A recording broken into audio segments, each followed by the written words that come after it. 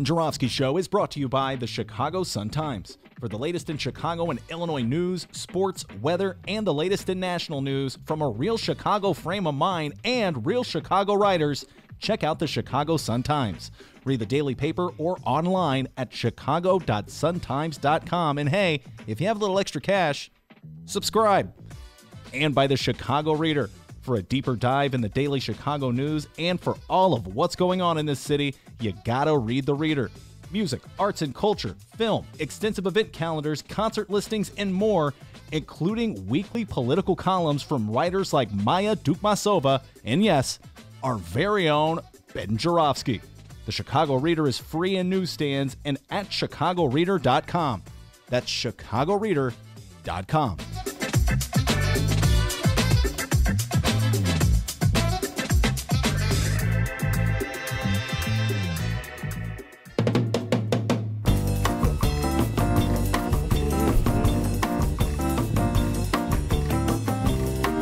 It is Wednesday, February 27th, and live from the Chicago Sun-Times studios on Racine Avenue, this is the Ben Joravsky Show.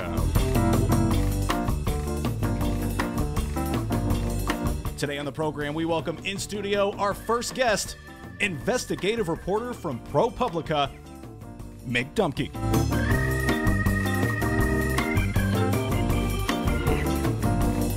And now your host, fired but rehired, Chicago Reader columnist Ben Joravsky. Hello, everybody. Ben Joravsky here. We're calling this a New Day Wednesday, and here's why. So, as you may know, the last talk show I had ended a little like this. It was Thursday, December 27th. I'd finished my gig at about 5 with my usual closing words to producer Dennis, a.k.a.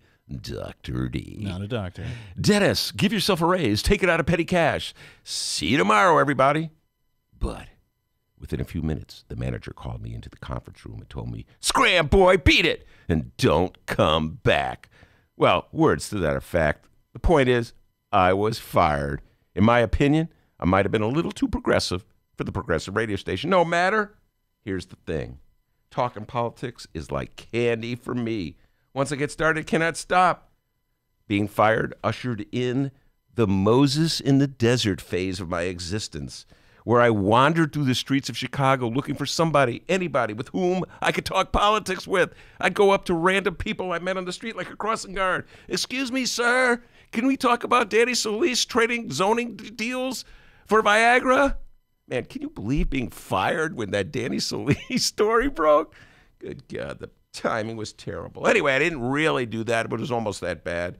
The point is, this story has a happy ending. Yes, indeed, I'm happy to be here. I'd like to thank the Sun-Times and the Reader, a match made in heaven, for jointly producing this show. They built us the coolest, coziest studio right here at the Sun-Times. Got my little banner on the wall with my name on it. Got a clock on the wall that says The Bright One.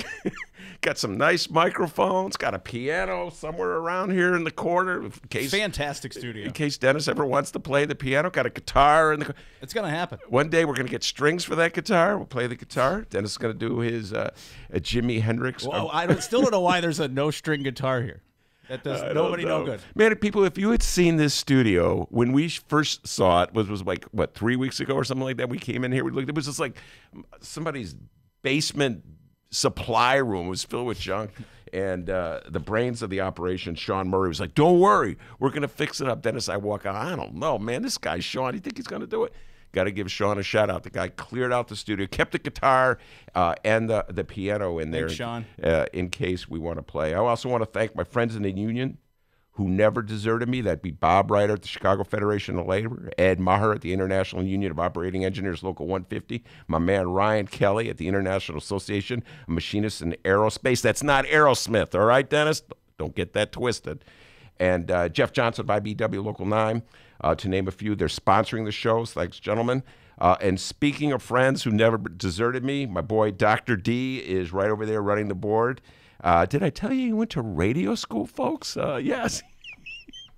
Did you get that degree from radio school? I can't remember. Yes. Associates in Applied Science, Radio Broadcasting. I think we'll put that up on the wall right over there next to the piano. We'll put it next to the also in the studio is, we call him Miles, the editor. He's helping us out here. Miles Porter is his name. Remember that name, folks? One day he may be playing baseball for the Chicago Cubs. I've been watching this kid play baseball since he was about 8 years old. So he's helping us out here on the show. Appreciate it, Miles. And the timing of my return could not be more perfect because, as you all know, last night, the first round of the mayoral election ended with Lori Lightfoot and Tony Preckwinkle finishing 1-2 to head into the April 2nd runoff. Think of it, folks, 2 black women, 1 openly gay, will battle it out to be our next mayors. Looks like I'm not the only one with a new beginning.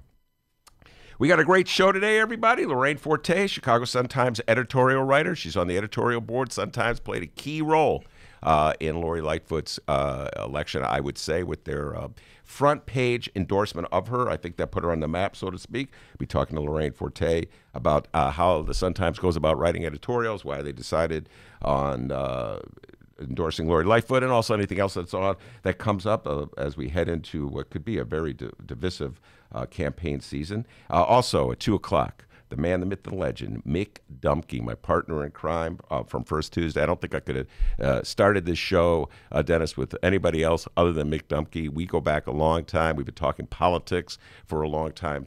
We spend many of us a Saturday for an hour or so irritating everybody who's in earshot, just obsessively talking politics on the phone. So I thought I'd bring it. Now, a lot of people listening are translation. Huge nerds.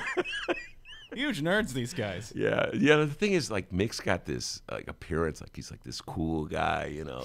He like listens to, like, he knows like '90s rock and stuff like that, you know, and little hip hop everywhere in there, you know. And of course, I know nothing about any of that. But yeah, he's a complete and total nerd, a political geek, but he hides it a little bit better than I do.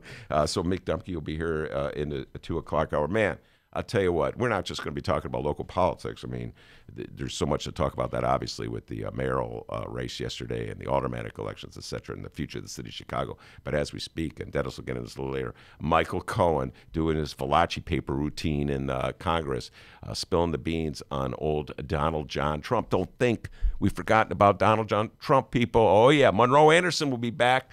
Monroe, of course, was on the last show talking Trump, and more Trump. And so we'll be Monroe Anderson back. Also talking to my old friend Jim Coogan, ace attorney. He's going to come back and sort of analyze Michael Cohen. So in many ways, if you're old fans of the show, you'll hear a lot of familiar voices. If you're new fans of the show, you'll get to meet all these voices. So just sit tight, folks, because one thing about the Ben Joravsky Show, it's politics, politics, politics, politics. Every now and then, I try to sneak in a little sports, and the doctor swats me away like Matumbo. Get that shot out of. Snuck in a little Bulls talk there. Did you see that? Yeah, I saw it. Actually, Matumbo never played for the Bulls, technically speaking, but he blocked a few shots. Fool me once. So anyway, we have plenty of political discussion ahead with Lorraine Forte and Mick the Man Dumke. But before we do any of that, we got Dr. D with the news. My name's Dennis. How's it going, everybody? Yes, here we are. It's the middle of the day. Same show, new home. Hey, we're on YouTube now. YouTube live streaming, Ben. Mm-hmm. Man, I'm a hipster. I knew about that. We'll find out. You know, everybody's always asking me, like, where can I hear it? You know, and like I'm like, Dennis, where can I hear it? Where can you hear this? Yeah, and I'm a terrible millennial. I'm like, I'm still not sure. Hold on. But no, we figured it out. Here we are live streaming on the Chicago Sun-Times YouTube channel. So check us out here. Before today's program becomes quite Chicago election heavy, let's talk about the national news happening this afternoon. Michael Cohen, you know, President Donald Trump's former greasy lawyer.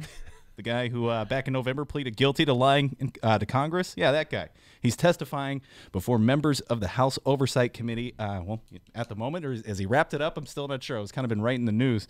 But he did it. Cohen said the president, quote, knew of and directed negotiations about the Trump Tower project in Moscow. Absolutely. We knew this was coming, folks. Come on, don't kid yourselves. Don't fool yourselves.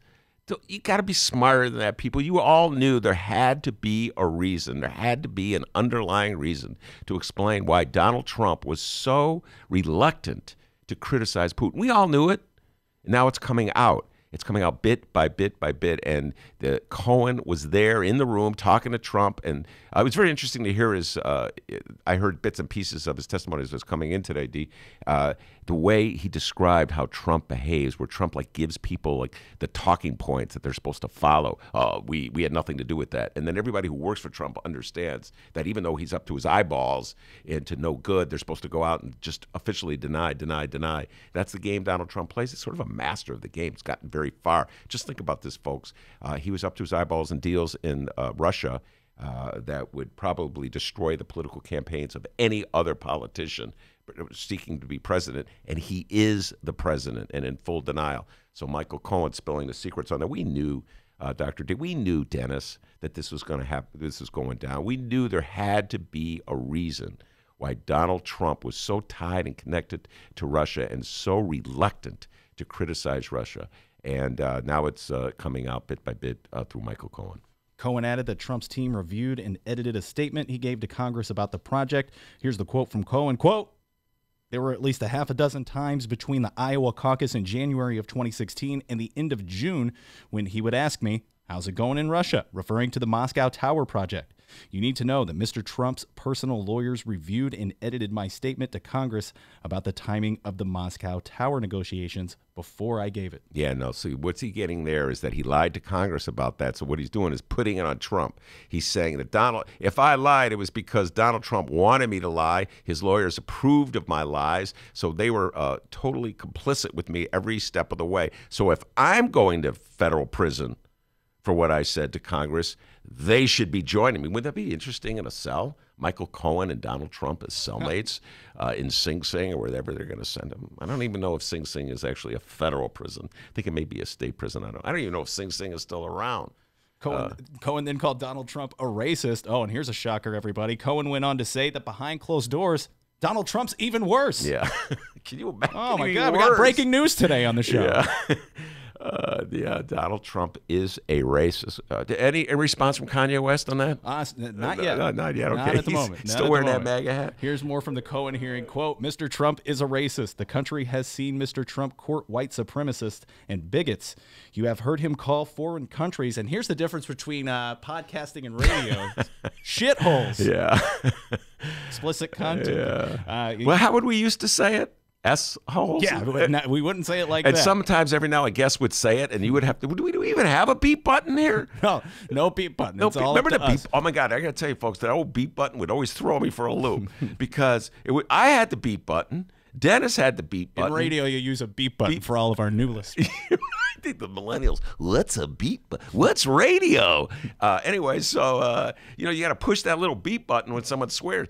Can you, for 10 trivia points, right, name the people who swore that you had to push the beep button? Can you name 3 of them? Kitty Kurth.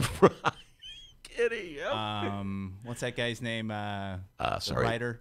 Writer, can't remember. Oh, Big Boy. Big Boy. Yeah. I can't remember. Tony. Yeah. Tony Fitzpatrick. Yeah. He really dropped the F-bomb and on several others to be Luis honest. Gutierrez. The congressman himself. I remember that. Let loose. And all of a sudden, so Dennis would push the beep button, but I'd be panicking like, I got to push some button, but I was afraid I pushed the wrong button and the whole thing would come toppling down. So, but Cohen said Mr. Trump is a racist. The country has seen Mr. Trump court white supremacists and bigots. You've heard him call foreign countries shitholes in private. He's even worse. And finally here, this one seems pretty damning. In his opening statement, Cohen claimed that President Trump knew about the release of those hacked emails from the Democratic National Committee during the 2016 presidential election before they dropped.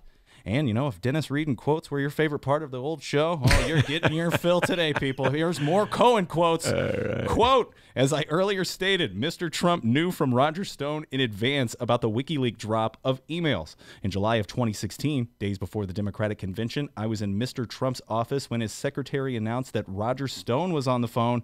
Mr. Trump put Mr. Stone on the speakerphone.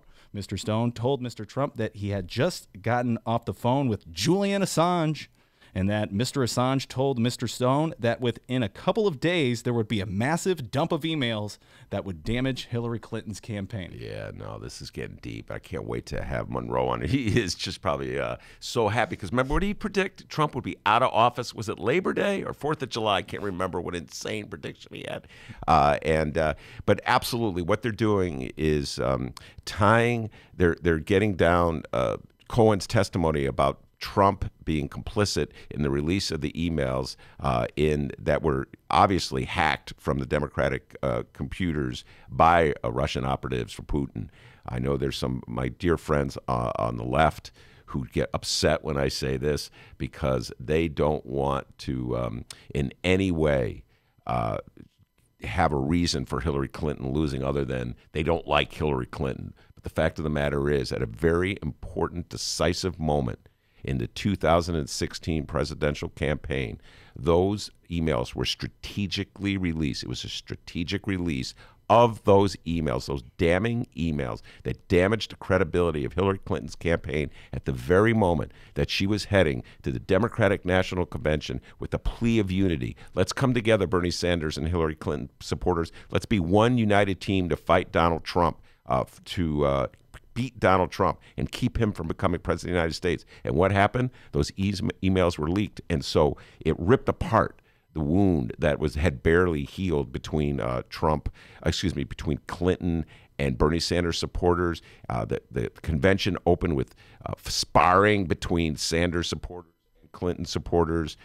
So it set her back, put her back on the heels, put her on the defensive, and it never really healed these. You know, you could always get an argument between Sanders supporters and Clinton supporters. Even today, I mean, in fact, I just had a conversation with a Hillary Clinton supporter the other day, still blaming Bernie Sanders.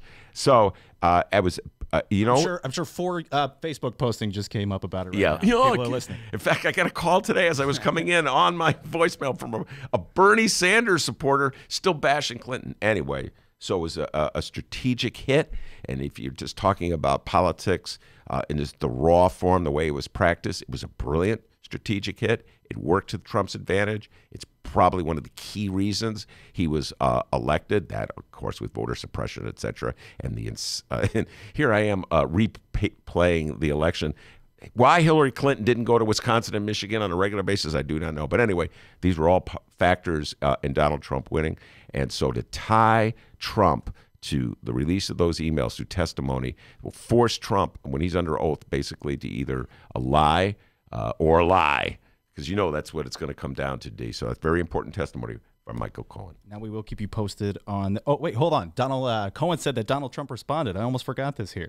Donald Trump responded to what he said here, and he said, "quote, wouldn't that be great?"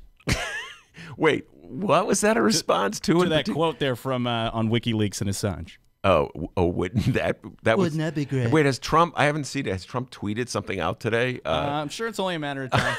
I'm sure he probably has. Come on, dude. Come on. Now, we will keep you up to date on the Cohen hearing as today's program rolls along. Benny J, I got one question for you. And that question is? I know it's been a long time, but I got to know. You ready to find out what's happening in Chicago and or Illinois? I was born ready. Love that answer. Love that answer, especially at this time, because coming up in moments, we're going to unpack last night's mayoral election, and we're going to find out what else is news. Oh, man, I love this segment of the show where the doctor takes the deep dive in the local news, and I'll tell you what, there's a lot of local news going around. Yeah, understatement of the year. Now, this would be the part of our newly formatted program, the Ben Joravsky Show, live streaming on YouTube. Say hi to the live streamers, by the way, Ben. Hi, live streamers. Hey, how's it going? Are we going to have a camera in here eventually? Eventually, we'll have a camera in here. Yeah, good thing. Yeah. I wore a nice shirt today and everything. Yeah. Well, keep that up, though, all right? Keep that presence going. All right. But this would be the part of our newly formatted program where our host, Ben Joravsky, would take a few moments to read some words from one of our advertisers. And since this is our first show, brand new show, quite frankly, that well is a little dry at the moment. But I have a feeling that will change after hearing what Ben has in store for all of you business owners out there listening at the moment.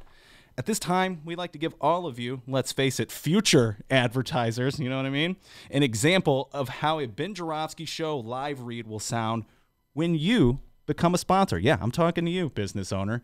So, Ben, I know you spoke with someone who owns a business, and he did a little favor for you, right? Yeah, well, yeah, the favor is mutual. Let's just put it that way. Okay, so you spoke. What was his name? Bob. Bob at Timber Lanes. All right, Yeah. and that's where you bowl, right? That is every correct. Monday? Yes, every Monday. All right, so Bob was kind enough to let us do a live read, and we were kind enough to plug him, I guess. But business owners, just listen to this live read. You can get in on this, all right? Take it away, Benny J. All right. Hey, everybody looking for a cool place to bowl? Call Bob, owner of Timber Lanes Bowling Alley at 1851 West Irving Park in Chicago. Bob's got the answers for any questions you might have regarding bowling. Want to be in a co-ed bowling league? Call Bob. He's looking for teams for the spring league. Want to bowl but don't want to be on a team? Call Bob. Timber Lane's got 8 lanes. Count them, 8 lanes. You can rent them all. It's perfect for birthdays, weddings, corporate events, you name it. Want to bowl the old school way? Call Bob. At Timber Lane, there's no electronic scoreboard. You score the old-fashioned way with a pencil and a piece of paper. Don't know how to score? Call Bob. He'll teach you the difference between a spare and a strike. So everybody, all together now. Come on, Miles, you too. Call Bob. 773-549-9770. One more time. 773-549-9770. Make sure you call Bob after 11 in the morning, by the way. The man keeps rock star hours.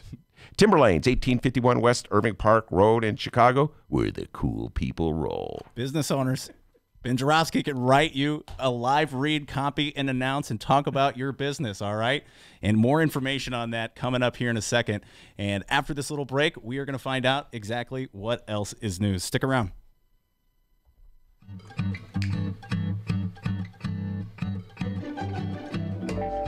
If you would like to advertise with the Ben Joravsky Show, and who wouldn't, contact Tracy Baim at publisher@chicagoreadercorp.com. We have several advertising options for your business or organization, and quite frankly, we would love nothing more than to tell our listeners all about it. Once again, that's Tracy Baim at publisher@chicagoreadercorp, that's CORP as in Paul.com, to advertise with the Ben Joravsky Show, the Chicago Reader, and the Chicago Sun-Times. We look forward to plugging you. Okay, well, that came out kind of weird. More of the Ben Joravsky Show live and downloaded in moments.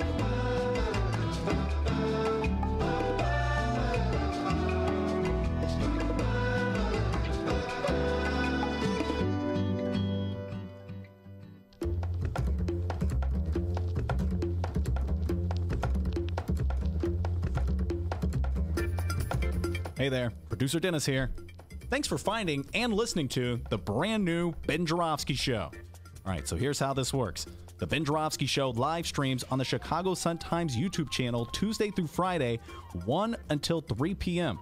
Once the show is over, you can listen to the replay on our YouTube channel, or we throw it online for you to download by 4 p.m.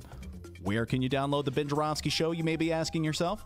Well, you may be asking yourself a fantastic question. You can find previous Ben Joravsky shows and guest interviews through several outlets. The Chicago Sun-Times online, chicago.suntimes.com, the Chicago Reader online, chicagoreader.com, and wherever else you listen to your favorite podcasts.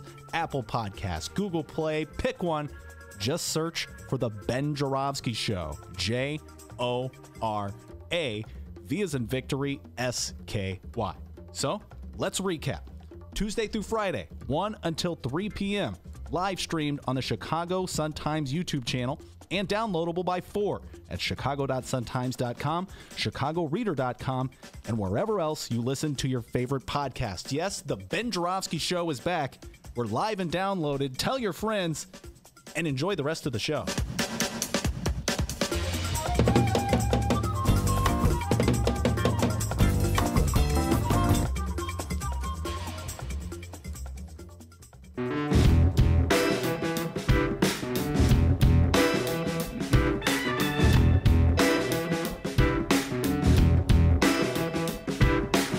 Welcome back to the Ben Joravsky Show, live from the Chicago Sun-Times studios. Yes, indeed. We are live from the beautiful Chicago Sun-Times studio. Got the organ in the background, got the guitar in the corner, got Miles, the editor, right across from me, got Dr. D behind the board, as he always is. We're ready to rock and roll. Got to that part of the day. Take the deep dive on the local news. What you got for me, D? Yes, we're about to find out what's going on locally, and I think we all know what's going on locally. Oh, yeah. Let's take the deep dive. It's time for a segment that we call What Else is News? And then there were two. In a matter of months, the city of Chicago will have its first African-American woman mayor. And as many Chicago political know-it-alls predicted, with 16% of the vote, Cook County Board President Tony Preckwinkle has entered a one-on-one mayoral runoff battle against, and I don't think a lot of people were predicting this one, the first-place candidate with 17.5% of the vote. It's former Chicago Police Board President Lori Lightfoot. Now we'll hear a bit from both Preckwinkle and Lightfoot's victory speech shortly, but Ben Joravsky, your thoughts on last night's election, and what say you on our two mayoral candidates in the runoff? Well, let me just start by saying this. I would like to pretend that I knew this was going to be the outcome, but that would be pretend, folks. One of the only good things about being off the air for the last, however long it's been, is that I did not make a prediction on the air of what I thought the election would come down. So now, but here I am doing it anyway. Yes, I thought it was going to be Preckwinkle Daley. That's what I was going around saying. I just felt that the best known names with the most money, and in the case of Preckwinkle, the union support would emerge. I was caught off guard by the insurgents that Lori Lightfoot had, particularly on the lakefront, the North Lakefront. She did very well with lakefront voters, with white voters on the lakefront. The challenge for Lori Lightfoot, and we'll be talking about this with Lorraine Forte later in the show, and Mick Dumke. The challenge for Lori Lightfoot as we go on is to build from that base and to get black voters to vote for her. That was the key. If you recall, Dee, back in 2015, when Rahm emerged and further runoff with Chuy Garcia, the black vote was the swing vote in that election, and Rahm got it.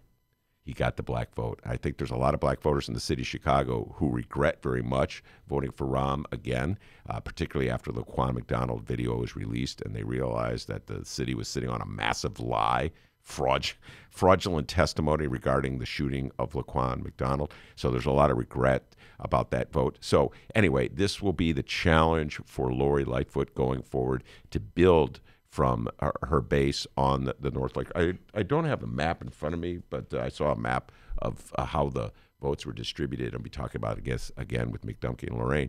But Willie Wilson did very well in the black wards. I got a text from Willie's campaign manager or campaign spokesman a little while ago comparing Willie Wilson to Dr. Martin Luther King because he's so popular in the black community. And Tony Preckwinkle did well sort of in the South Lakefront area, or the Hyde Park area south, which of course is their political base.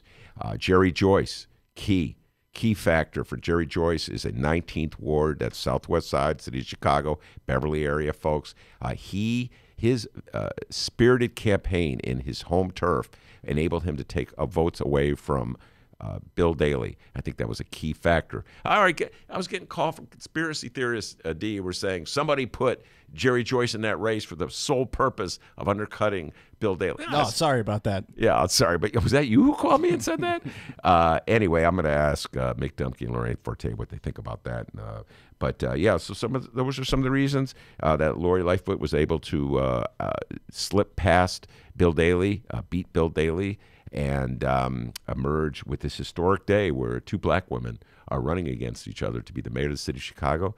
I have to say, was very pleased. Last night we were doing the show. We were doing a podcast with Maya Dukmasova of the Chicago Reader. We had a blast doing that. And as the night went on, I got more and more excited at the prospect of Lori Lightfoot versus Tony Preckwinkle. So good day for the city of Chicago. Absolutely. Let's hear from last night's big winners here. First up, it's Lori Lightfoot. So what do you think of us now?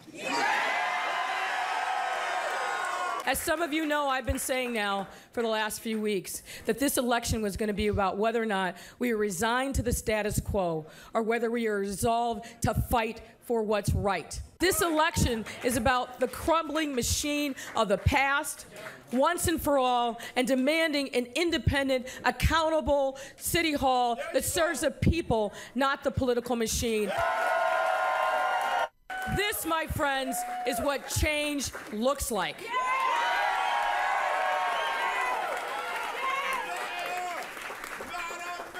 we'll be in the neighborhoods tomorrow. We'll get you a clipboard, and we'll see you out on the street fighting until April 2nd when we take this over the finish line to victory. A very enthused crowd. Very the guy in the background. There's always some guy in the background. Yeah, man, yelling out. Anyway, we'll get you a clipboard. What do you need a clipboard for? They already got all the. They're channeling their inner Pat Quinn. Get that person a clipboard. All right, get out there with a clipboard. You don't need. I guess you put the flyers in the clipboard. Yeah. That's clipboard.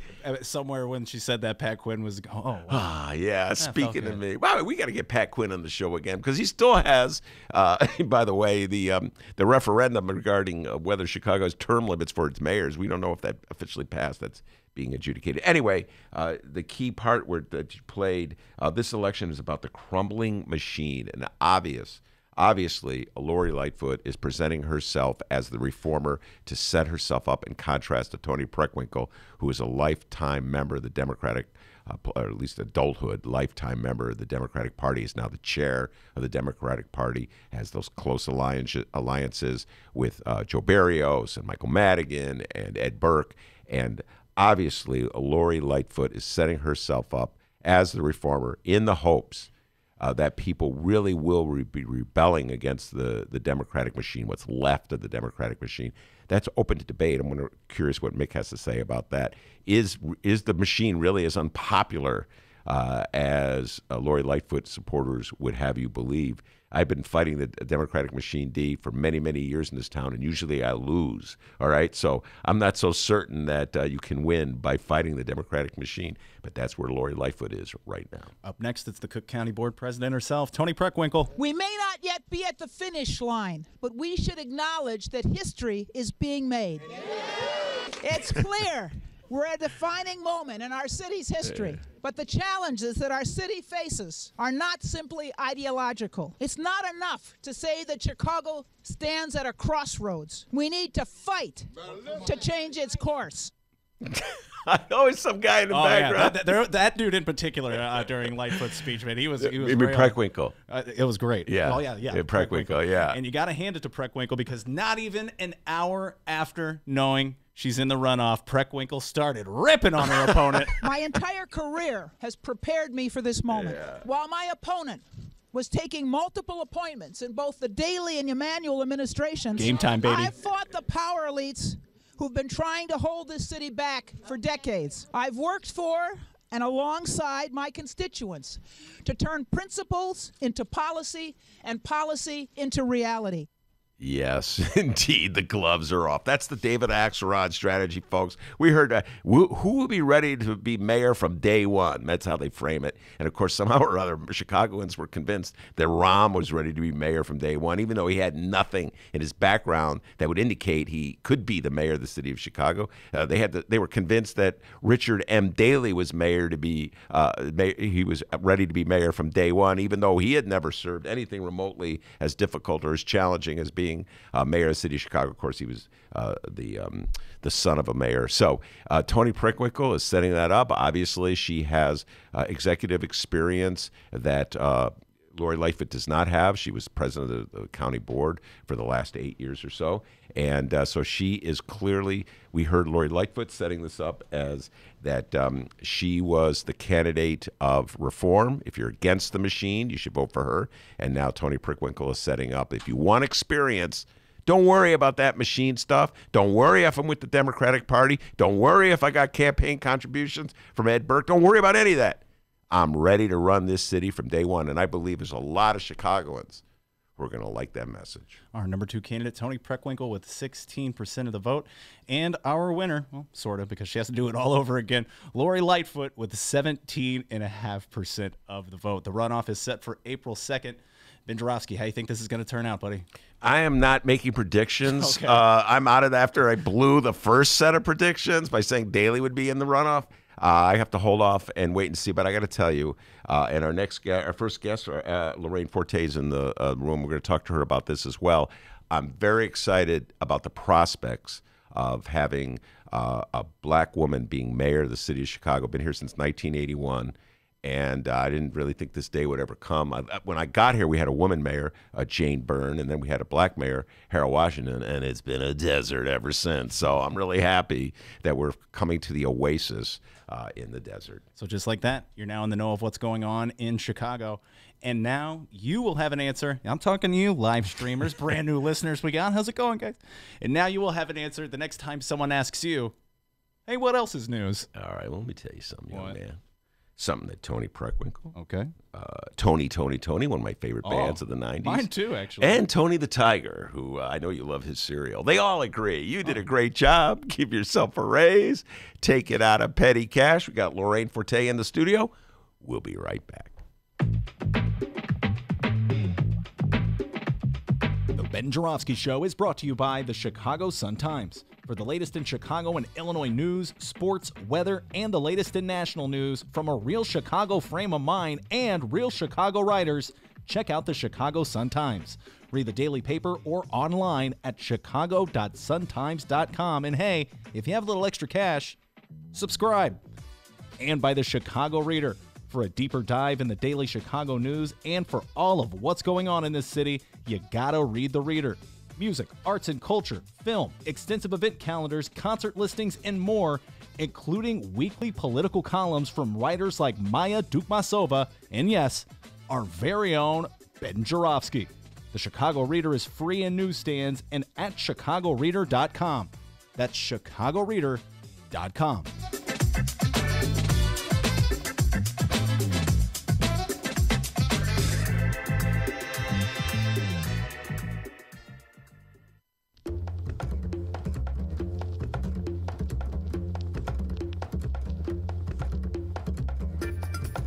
Hey there, producer Dennis here. Thanks for finding and listening to the brand new Ben Joravsky Show. All right, so here's how this works. The Ben Joravsky Show live streams on the Chicago Sun-Times YouTube channel Tuesday through Friday, 1 until 3 p.m. Once the show is over, you can listen to the replay on our YouTube channel, or we throw it online for you to download by 4 p.m. Where can you download the Ben Joravsky Show, you may be asking yourself? Well, you may be asking yourself a fantastic question. You can find previous Ben Joravsky shows and guest interviews through several outlets. The Chicago Sun-Times online, chicago.suntimes.com, the Chicago Reader online, chicagoreader.com, and wherever else you listen to your favorite podcasts. Apple Podcasts, Google Play, pick one. Just search for The Ben Joravsky Show. J-O-R-A, V as in victory, S-K-Y. So, let's recap. Tuesday through Friday, 1 until 3 p.m. Live streamed on the Chicago Sun-Times YouTube channel and downloadable by 4 at chicago.suntimes.com, chicagoreader.com, and wherever else you listen to your favorite podcast. Yes, the Ben Joravsky Show is back. We're live and downloaded. Tell your friends and enjoy the rest of the show.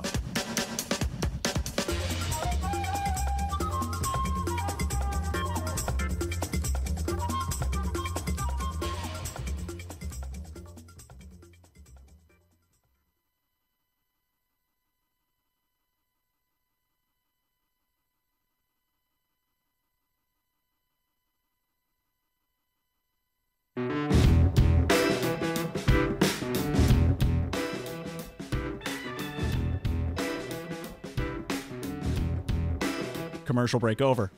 Welcome back to the Ben Joravsky Show. Take it away, Benny J. I will do, Dr. D. Dennis. Ben Joravsky here in our lovely new Chicago Sun-Times studio. The Ben Joravsky Show brought to you by The Reader and the Chicago Sun-Times. If you're listening to us, you're listening to us. Where are they listening to us, Dr. D? They are listening to the Chicago Sun-Times YouTube live stream channel. Yeah, it's going to take this old baby boomer a little while to get the lingo we knew down. that. Trust us, we all knew that, buddy. But you know, like all the millennials I know go, Ben, you got to get with it, man. Podcasting is the way it is, blah, blah, blah. Venmo me. Venmo. Yeah, I got a Venmo. No, I got a Venmo, man. Every time in the old days, I used to send my daughter a check. No, Venmo me. I need it more. We were in the Oscar pool the other day. You know, one of her friends was running the Oscar pool. She put the money up for me. And I was like, oh, I'll send you the check. No, Venmo me, man. Check. Suddenly they can't wait 4 days for a check. You know what I mean? You need that Venmo. Anyway, it could be started about millennials. Anyway, I'm very happy to introduce the first guest of the new Ben Joravsky Show. Studio audience, man. Come on, get it together. Lorraine Forte, the pride and joy of the Chicago Sun-Times. Oh, I know, and I was just told I'm making history, and I'm like, what are you talking about? The editor of the Sun-Times, and he says, you're going to be the first guest. I'm like, okay. Yeah. No pressure, Lorraine. No pressure whatsoever. No pressure. The first. But thanks for having me. Yes. Well, it was Ramana Hussein, who is an editor of the Chicago Sun-Times, will be our guest on Friday. We'll be talking about the Week in Review. But Ramana's been very helpful to me in trying to figure out who would be the first guest. We both just figured you were the natural choice because you're on the editorial board. Right. And in my humble opinion, the editorial that the Chicago Sun-Times wrote regarding Lori Lightfoot, not just the strength of the editorial, but the presentation of the editorial, we'll get into all this, was a key, in my opinion, a key reason she was able to break out of that pack. 14 people running, Lorraine. I couldn't even keep track of it. And I'm obsessed about this stuff. Yeah, and it took 2 rounds of endorsement interviews in front of the Sun-Times. And with 7 people, 14 people, you can't have all 14 at once. It gets ridiculous. But 2 rounds, and we do think that the editorial and how it was presented, front page, big picture of Lori Lightfoot, and really because it's critical. It's very important who the next mayor is, and we thought it was important enough for it to be on the front page. Mm-hmm. And get people talking, which apparently it did, and had we think it did have a lot to do with her breaking out of the pack, because a lot of people probably didn't even know who she was. Mm-hmm. Before we leave the first round behind, let's talk a little bit about there's 14 candidates that came to the editorial board meeting all total. You did it in 2. Talk about how you went about it. There were 2 sessions. Yes, there were 2 sessions, and literally 2 other people on the board, the editor of the editorial page, Tom McNamee, and another board member, Marilyn Garcia, literally pulled people's names out of the hat to see who was going to be in the 2 groups of folks. And Lori was in the second group. And, we think that both discussions were good with, half in one group, half in the other. You get a better chance to see what people say, who's relying on, kind of canned responses, who's able to kind of break out and answer questions. One thing I personally look for is who is going to answer, as I said, who's going to answer the questions without sound bites or things we've already heard before. Mm-hmm. And I will say, that's one of the things that I and a couple other people liked about Lori, is that she, not that the other people didn't answer questions well or didn't have good responses, but Lori, to me, is able to really answer questions in a way that kind of stood out. She came with her people and handed policy books out with proposals that laid out well and presented well, and she seemed very thoughtful, and just the freshness of someone. It's great to have a resume. It's great to have experience. There's no doubt that experience counts. But it just seemed to us that this is a time where Chicago really is looking for someone new, someone who does have certainly an illustrious career, although not as a public official. So that's. Do you remember who were some of the other candidates that were in the room with Lori when you interviewed her? In that round was Lori Lightfoot, Paul Vallis, Tony Preckwinkle, Gary Chico, Susanna Mendoza. So that was the group. I think that's. Now, did it get contentious? Because they're all sitting in a room. Yes, it did get contentious. Yeah. It was more contentious than the first round. There was contention on. LaShawn Ford was in it too. There was contention about the police reform decree. There was a lot of back and forth about who's gotten money from Ed Burke, who's profited from their association Ed Burke. There was some back and forth about, the public school CEO and is she doing a good job, and the sex abuse scandal. So it did get more contentious than the first one. And did and it's all on YouTube, I believe, so people can go back and watch it. Very good. We will probably post it on our Facebook page so people can go back and watch it. It's like a historical artifact if you think about it, Lorraine, because you had the eventual runoff contestants in a room together. I think they went over the first or second time. I don't know the Tribune. I don't know if the Tribune had the two of them in the room at the same time. I can't recall. I don't either. They had 3 rounds. They had 3 rounds. Okay, and. So did Tony give any indication during, as you recall, during that endorsement session of attacking Lori Lightfoot, or had Lori not emerged on the radar for Tony Preckwinkle? I think there was a lot of back and forth between several of them in particular. Chico, Preckwinkle, Mendoza, certainly. And Lori, and as I said, there was one exchange where, LaShawn Ford and Lori were going back and forth about the police consent decree. So it wasn't just, I don't, to my recollection, it wasn't anything particular that stands out about Tony and Lori, but just those kind of 4, Tony, Lori, Chico, a little bit of Vallis, and we're kind of... When LaShawn Ford zeroed in on Lori Lightfoot, what in particular was he hammering at? Okay, he was hammering about the police consent decree doesn't have anything about bias training, and in fact it does. I mean, so, and she pointed that out to him, and that maybe it wasn't named what he was calling it, but that there was, and there is, I know there is provisions in the consent decree about, bias training for police. And ultimately, what was the factor that sort of pushed you over the top, the board as a whole, to endorse Lori Lightfoot? I think it was a combination of thinking that this is a time when voters, we thought, are really looking for someone, I don't want to necessarily say an outsider, but someone who's not part of the establishment, democratic machine, whatever you want to call it, to break, to kind of reform how the Chicago way. And we had that in the editorial. We need a new Chicago way, a way that's not just politics as usual.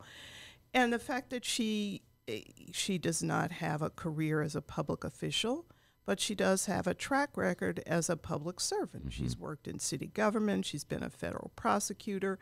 She's was head of the police board, and she's been involved in a lot of things that were big for the city. Whether it's the police consent decree, whether it's prosecuting an alderman for corruption, and that she has had a career that's certainly been successful, and far more successful than a lot of people, and that she could do the job.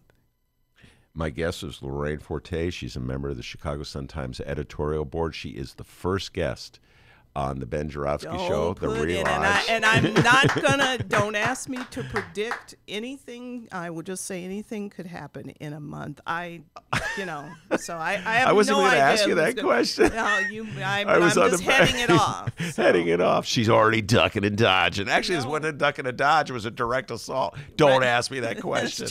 All right, I got the question I will ask you, though, is this. When the Chicago Sun-Times editorial board makes its endorsement, we have a 2-round election. Does that mean that you're automatically going to endorse Lori Lightfoot the second time around, or is there a reconsideration? It means that we've made our endorsement. That's who we want, period. We've made our endorsement. And so there will be a second editorial probably dealing... Well, we haven't gotten into the weeds like that, but certainly, we've made our endorsement. I mean, would we you know, if Lori had not gotten into the runoff and we had two people who, you know, neither one of whom we had endorsed, then, yeah, we'd make a second, you know, choice. And that's going to happen in some of these aldermanic races, which, you know, brings us to another thing regarding the election, which is the terrible turnout, which I'm very upset about. Absolutely. That's something we're going to be talking about. That was my next question on the list for Lorraine Forte. We are roughly of the same generation, and both of us were disappointed with that turnout yesterday. We'll get into more of that when we return.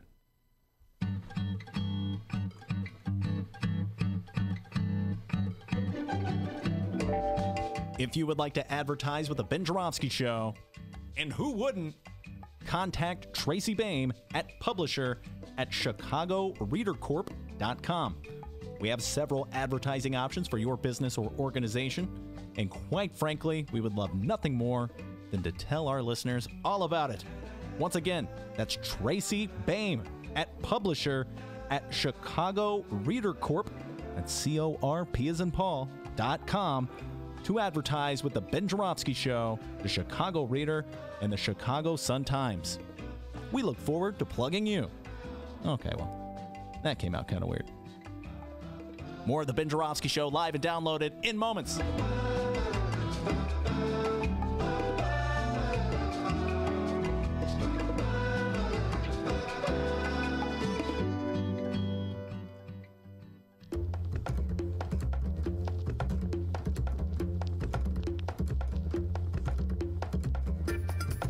Hey there, producer Dennis here. Thanks for finding and listening to the brand new Ben Joravsky Show. All right, so here's how this works. The Ben Joravsky Show live streams on the Chicago Sun-Times YouTube channel Tuesday through Friday, 1 until 3 p.m. Once the show is over, you can listen to the replay on our YouTube channel, or we throw it online for you to download by 4 p.m. Where can you download the Ben Joravsky Show, you may be asking yourself? Well, you may be asking yourself a fantastic question. You can find previous Ben Joravsky shows and guest interviews through several outlets. The Chicago Sun-Times online, chicago.suntimes.com, the Chicago Reader online, chicagoreader.com, and wherever else you listen to your favorite podcasts. Apple Podcasts, Google Play, pick one. Just search for The Ben Joravsky Show. J-O-R-A, V as in victory, S-K-Y. So, let's recap. Tuesday through Friday, 1 until 3 p.m., live streamed on the Chicago Sun-Times YouTube channel and downloadable by 4 at chicago.suntimes.com, chicagoreader.com, and wherever else you listen to your favorite podcast. Yes, the Ben Joravsky Show is back. We're live and downloaded. Tell your friends and enjoy the rest of the show.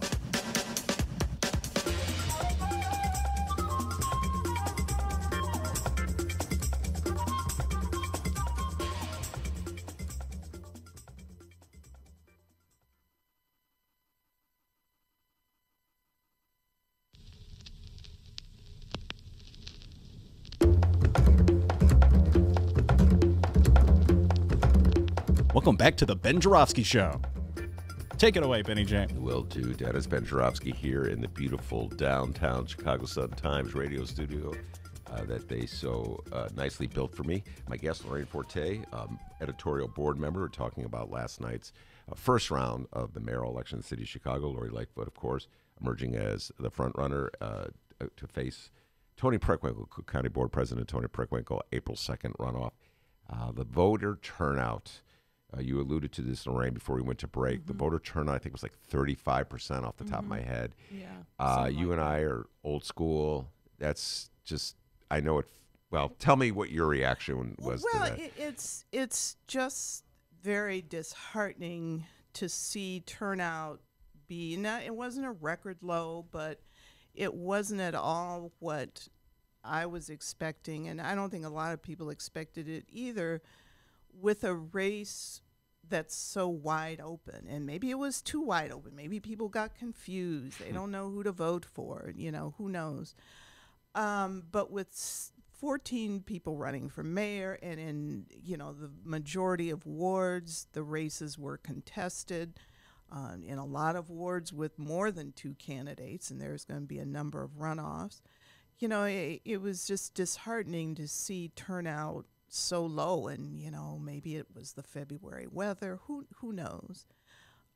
So you know. There was so much hope on the part of many younger activists that I talked to that are sort of part of the larger political circle here. They got it. You got to vote. So don't go around talking about let's get rid of the status quo and get rid of these aldermen if you're not going to vote. You know, you don't get rid of them if you don't vote. Lorraine Forte is old school, like I said. But I mean that's how the system works. People can rail about the system all they want, but you have a vote, and if you don't use it, I don't want to sound like a public service announcement. But, yeah. No, absolutely. You have to vote. And I had a couple explanations that popped in my head last night as I was watching the results come in.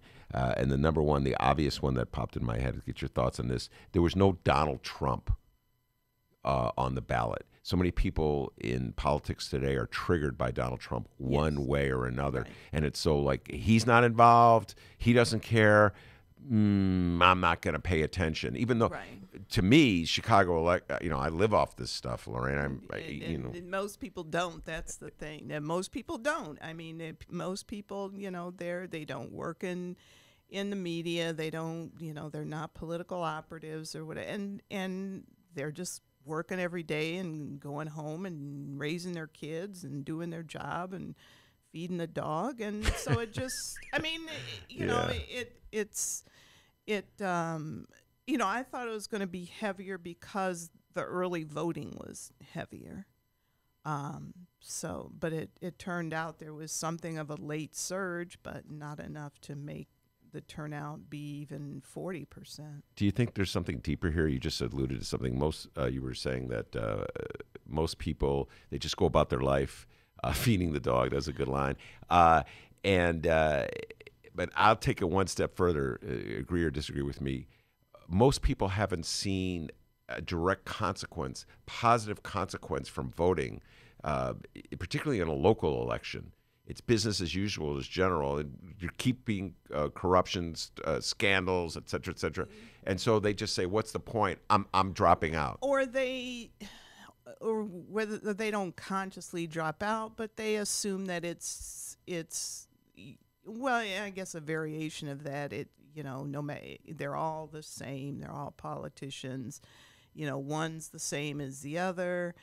That's the way things are, et cetera. Mm-hmm. And so people disengage, and it's difficult to be engaged. And it takes effort to be engaged enough to even, to sort through, local politics. Are you hopeful that something positive will change from this election, not just with Lori Lightfoot and Tony Preckwinkle emerging? One of them obviously is going to be the next mayor of the city of Chicago, but with the makeup of the Chicago City Council?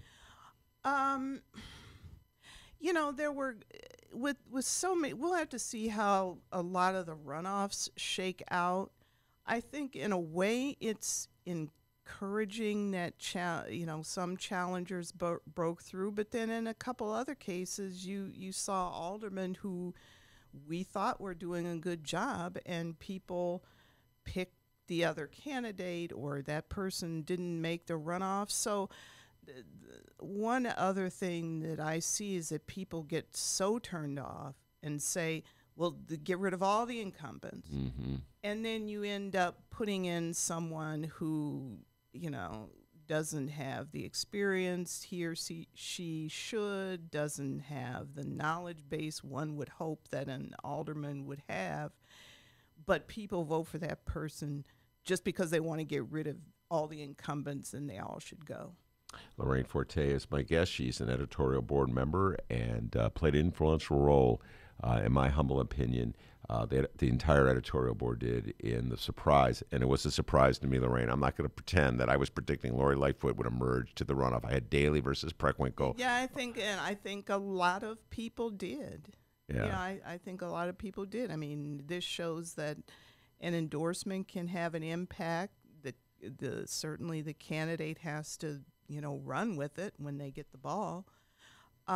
So we'll see what happens. Yeah, one other quick thing, I'll make a plug for something wonky, is that with so many candidates, you know, there is a better way to elect people when you have so many candidates, and I won't get into the details of how it works, but there's a lot of cities are using it called ranked choice voting. Yes, absolutely. You know, so maybe Chicago could consider that, and people could feel like, well, gee, you know, my first choice isn't going to make it, but I can rank the other people and maybe have an impact. So we'll see. I did my own little survey. Okay, admittedly, it was just my own little survey. But I when I asked people before I wrote a column for the Reader last week about this, I asked people who I made them rank. I made them really work, Lorraine. I made them rank. You're going to be interviewed by me. You're going to work. So I made them rank, and by my survey, Lori Lightfoot would have been elected mayor because the way rank voting works. Okay. And I thought it was a pretty I mean, even distribution. Who knows? Because it isn't just how many first choice votes you get. Right. It's, you know, how many second choice and on and on. But yeah, I mean, that's something I think the city should, you know, consider if we're going to have these wide open mayoral elections. All right, that's Lorraine Forte. She's a member of the editorial board here at the Chicago Sun-Times. She's the first guest of my first show here at the Sun-Times. Lorraine, thank you. The studio audience is very appreciative. The studio audience. My next guest is in the studio. We could have a convention of former reporter. Chicago reporter alum. Yeah, we're all. Lorraine Forte was the executive editor. Mick Dumke was a reporter about 100 years ago, and I was a reporter about 200 years ago. So we could have a reunion and play cards or something. But anyway, Lorraine, thanks so much for coming on. A great job with that editorial. Thanks. All right. Thanks. All right. That's the great Lorraine Forte. Mick Dumke is going to settle in, and he's got a lot on his mind. I know he's ready to talk politics. So stick around, folks. We'll be right back. The Ben Joravsky Show is brought to you by the Chicago Sun-Times. For the latest in Chicago and Illinois news, sports, weather, and the latest in national news from a real Chicago frame of mind and real Chicago writers, check out the Chicago Sun-Times. Read the daily paper or online at chicago.suntimes.com. And hey, if you have a little extra cash, subscribe. And by the Chicago Reader. For a deeper dive in the daily Chicago news and for all of what's going on in this city, you gotta read the Reader. Music, arts and culture, film, extensive event calendars, concert listings, and more, including weekly political columns from writers like Maya Dukmasova and, yes, our very own Ben Joravsky. The Chicago Reader is free in newsstands and at chicagoreader.com. That's chicagoreader.com.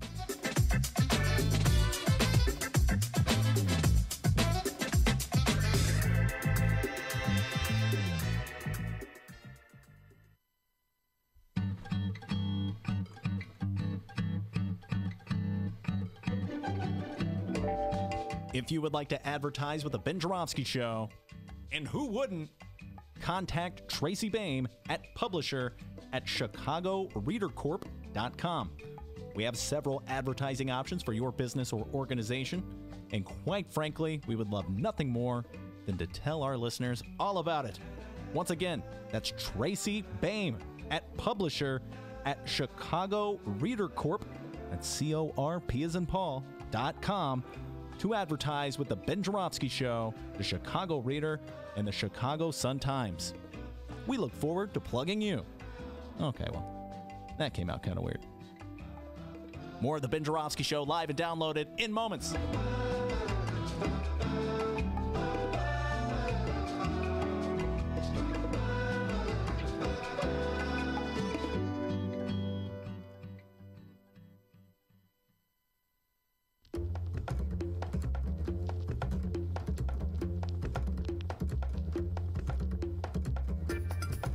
Hey there, producer Dennis here. Thanks for finding and listening to the brand new Ben Joravsky Show. All right, so here's how this works.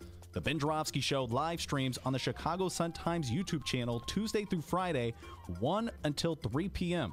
Once the show is over, you can listen to the replay on our YouTube channel, or we throw it online for you to download by 4 p.m. Where can you download the Ben Joravsky Show, you may be asking yourself?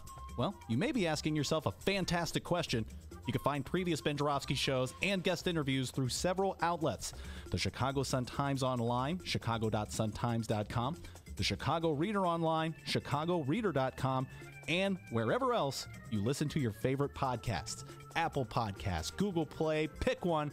Just search for The Ben Joravsky Show. J-O-R-A, V as in victory, S-K-Y. So, let's recap. Tuesday through Friday, 1 until 3 p.m., live streamed on the Chicago Sun-Times YouTube channel and downloadable by 4 at chicago.suntimes.com, chicagoreader.com, and wherever else you listen to your favorite podcast. Yes, The Ben Joravsky Show is back. We're live and downloaded. Tell your friends and enjoy the rest of the show.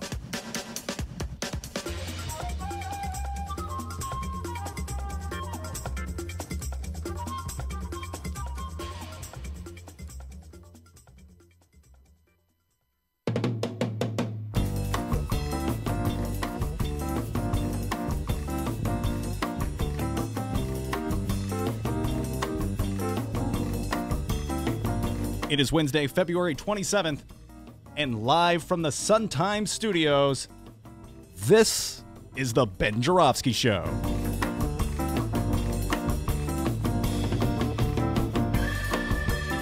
In this hour of the program, it's investigative reporter with ProPublica and Ben Joravsky's right-hand man every first Tuesday at the Hideout, the one, the only, Mick Dumke.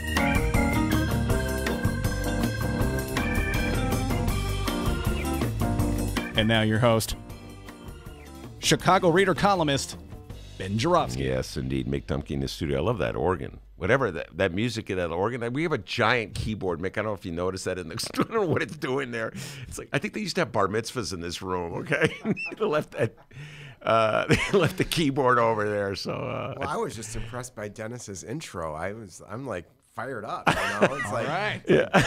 Getting in the ring here, you know, like ready to go. Yeah, ready to go. You're in the ring, Mick Dumke. This is a great little studio, and they spelled your name right. Yeah, no, it's amazing.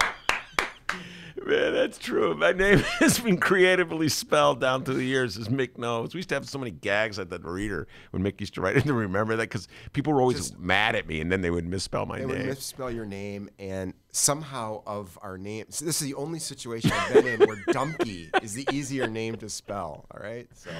Oh my God, they never misspell my first name. Although some people every now and then, like Don, you know, he's like it Don was usually or whatever. Ben Joravsky and Mike Dumke. Yeah. Actually, you are. You are Michael. I am Michael, but I am technically the second because, you know, we're very royal in our family. Did not know this. And so my dad was Mike. Uh-huh. I mean, he still is Mike. Mike. Wait, he's Mike or Michael? Well, we're both Michael as our formal full names. Okay. But he always went as Mike. So the reason they called me Mick from the time I was born, I see, was to distinguish between the two of us. Yeah. So, you know, you get used to answering to anything close. And your name on your voting card is Michael, correct? It is Michael. And it was funny because when I saw Mick, I always think of him as Mick. I can never think of him as Michael. We contributed. The Reader, our beloved Reader, is taking contributions now. It's changed his status and raising money from fans and readers, et cetera, et cetera. And I said to Mick, well, you know, my wife gave money. And Mick goes, well, I gave money too. I go, I didn't see your name there. Ben was like pulling rank on me and everything. I'm like, take it easy, take it easy. Yeah, so then I looked. I gave it the door. He gave it the door. And then I did. Oh, yeah, it's under Michael. And I took a picture. Didn't I send you a picture of it? You did, yeah. Yeah, you did give the. Anyway, that conversation took place, and here I'm going to do a really subtle plug at our first Tuesday show that Mick and I have been doing for the last, it'll be 5 years, Mick. This will be our 5th anniversary coming up March. I know. Neither one of us is getting any younger, although Mick will always be younger than me, no matter how old he gets. 5 years for 10 trivia points. Our first guest. I know I asked you. I know who they are. The amazing thing are the names of the guests. That's easy. There were 3 aldermen who are on our show. Yes. Let's see if you have true fans, Ben. Does anybody know how many of the 3 aldermen will still be in the city council as of this May? One from the first show. One of the 3. Yeah. One of them wasn't even an alderman anymore. It was Richard Mell, who was a former alderman. His daughter may not be in the city council. That's correct. She's in a runoff. Deb Mell, of course, from the 33rd Ward. For Andre Vasquez, it made the runoff. We'll probably bring him on the show. Excuse me, not. I had my 40th ward. I had my wards mixed up, and the other alderman, Scott Wagasback from the 32nd ward, and he, of course, he ran unopposed. Mick, it's hard to lose when you're running unopposed. And the third alderman was Proco Joe Moreno. Am I correct? Just went down resoundingly. You know, I just as you raised that, we just talk about that a little bit. Tell folks what's sort of the significance Proco Joe Moreno going down, and keep in mind that a lot of our listeners aren't even from Chicago. Well, Proco Joe represents the first ward, which, if you're a real geek, you know the first ward as the ward that whose alderman has to vote first when there's a roll call vote. So in the old days, when everybody in the council were politely referred to as sheep who followed the leader, they took their cues from the first ward alderman. It was a very important job, as I understand it, under the era of Richard J. Daley. Whatever the first ward alderman called out, then everybody knew, if they didn't know already, which way to vote. It's not quite like that these days, but Proco Joe's, the first ward now is on the northwest side. It's an area that still has a significant Hispanic population, but is mostly known as a very gentrified kind of hipster area, parts of the Wicker Park and Logan Square neighborhoods here. And Proco Joe has represented it since, I think, 2010. He was appointed to the seat right before the elections in 2011. And by all counts, appeared to be, I don't think anyone thought he was even on the hot seat this time, that he was even endangered, until a couple of personal scandals engulfed him and engulfed his candidacy, and now he's been outed. Yeah, he ousted. Yeah, and last night we were doing a live feed from the Reader with Maya Dumasova, and when the word broke that Proco Joe had lost, there were people who were openly celebrating in the room with us, and it has to do with those scandals, the allegations of harassment that have emerged.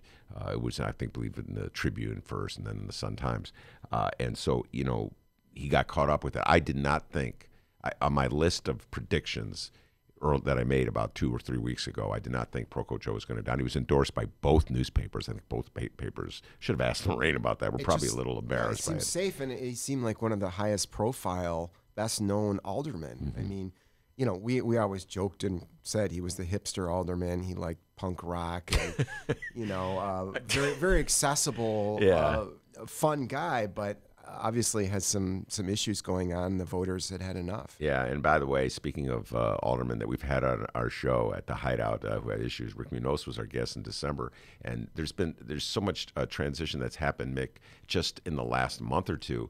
Rick got was accused of domestic battery, and admitted to having a drinking problem, and I think he's seeking therapy or drying out, whatever they call it. So he's not even in the city council. I think he's recovery. Yeah, recovery. Getting treatment. So do you feel like we're really at a transitory point in Chicago politics, or are we just going to shuffle in the same types of characters, different names, same thing? Well, when I first started writing about the city council, with your backing, when I was first writing for the Reader, and we first started teaming up on stuff, Ben, I think I was the one who was really optimistic back in around 2007. Yeah. It seemed like there were a lot of aldermen coming in promising reforms at that point in time. SEIU was spending a lot of money to try to bring in people they referred to as categorized as more progressive aldermen. And now here we are asking the same question. So back then I was like, well, yeah, I think the city council really has a chance to change.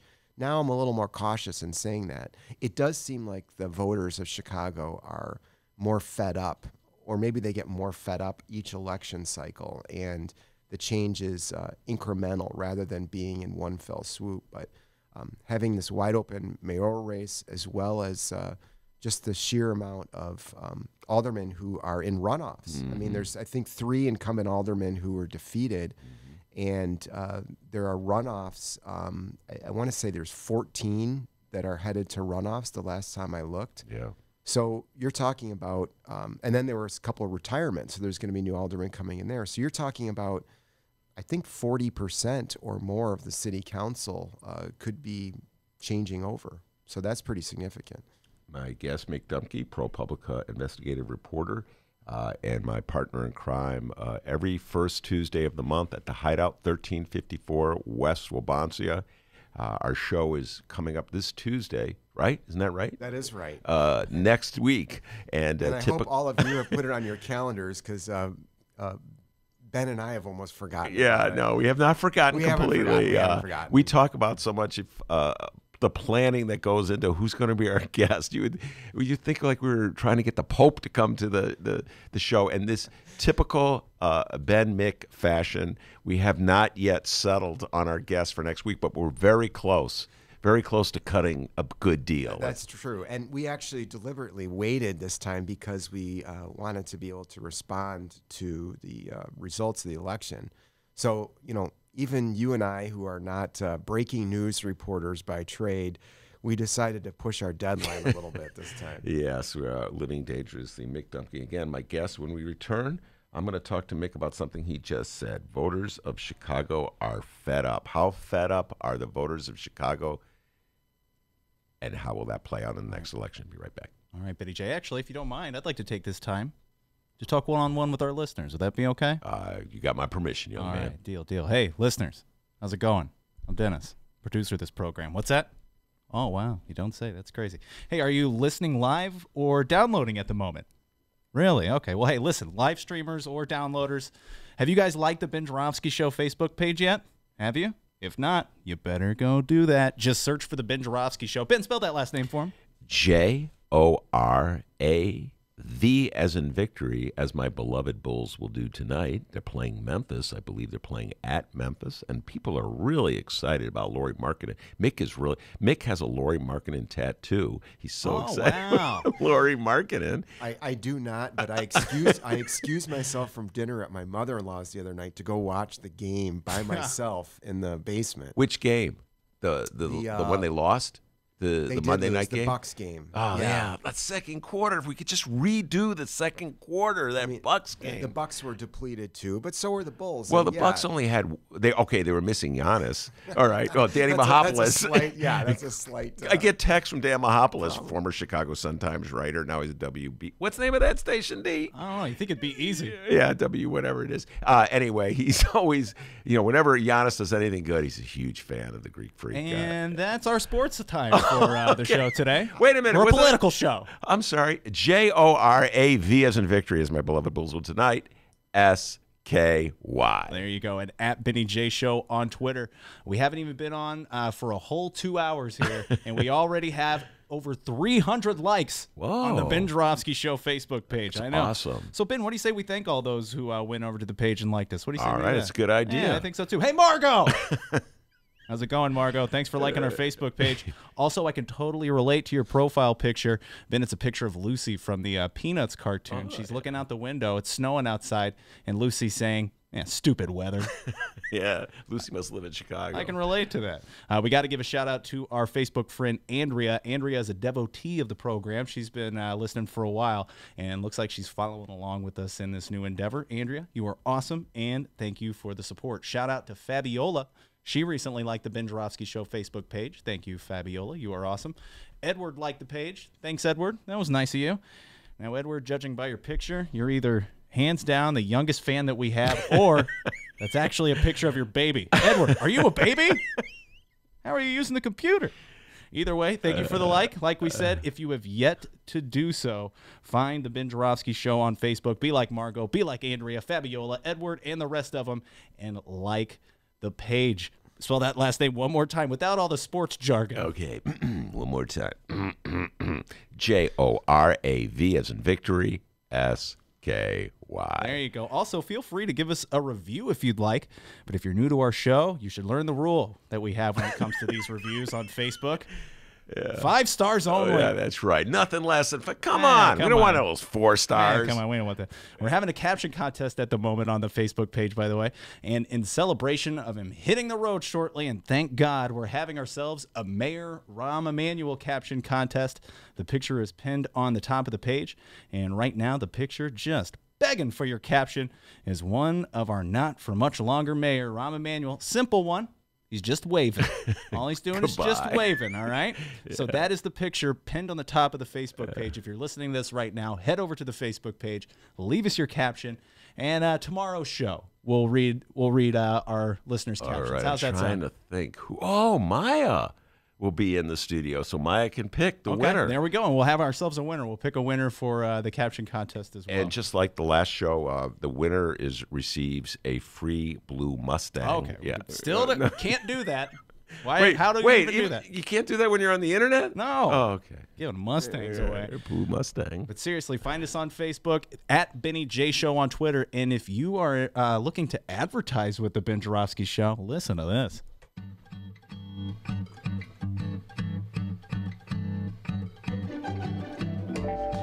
If you would like to advertise with the Ben Joravsky Show, and who wouldn't, contact Tracy Boehm at publisher@chicagoreadercorp.com. We have several advertising options for your business or organization, and quite frankly, we would love nothing more than to tell our listeners all about it. Once again, that's Tracy Boehm at publisher@chicagoreadercorp, that's CORP as in Paul.com, to advertise with the Ben Joravsky Show, the Chicago Reader, and the Chicago Sun-Times. We look forward to plugging you. Okay, well, that came out kind of weird. More of the Ben Joravsky Show live and downloaded in moments.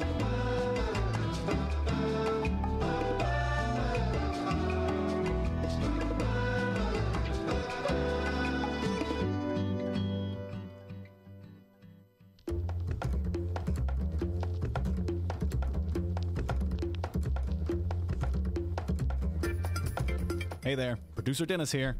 Thanks for finding and listening to the brand new Ben Joravsky Show. All right, so here's how this works. The Ben Joravsky Show live streams on the Chicago Sun-Times YouTube channel Tuesday through Friday, 1 until 3 p.m. Once the show is over, you can listen to the replay on our YouTube channel, or we throw it online for you to download by 4 p.m. Where can you download the Ben Joravsky Show, you may be asking yourself? Well, you may be asking yourself a fantastic question. You can find previous Ben Joravsky shows and guest interviews through several outlets.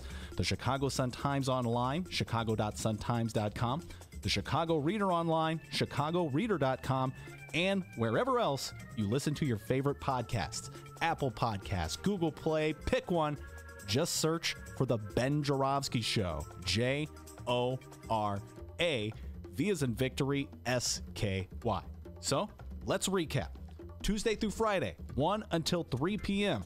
Live streamed on the Chicago Sun-Times YouTube channel and downloadable by 4 at chicago.suntimes.com, chicagoreader.com, and wherever else you listen to your favorite podcast. Yes, the Ben Joravsky Show is back. We're live and downloaded. Tell your friends and enjoy the rest of the show.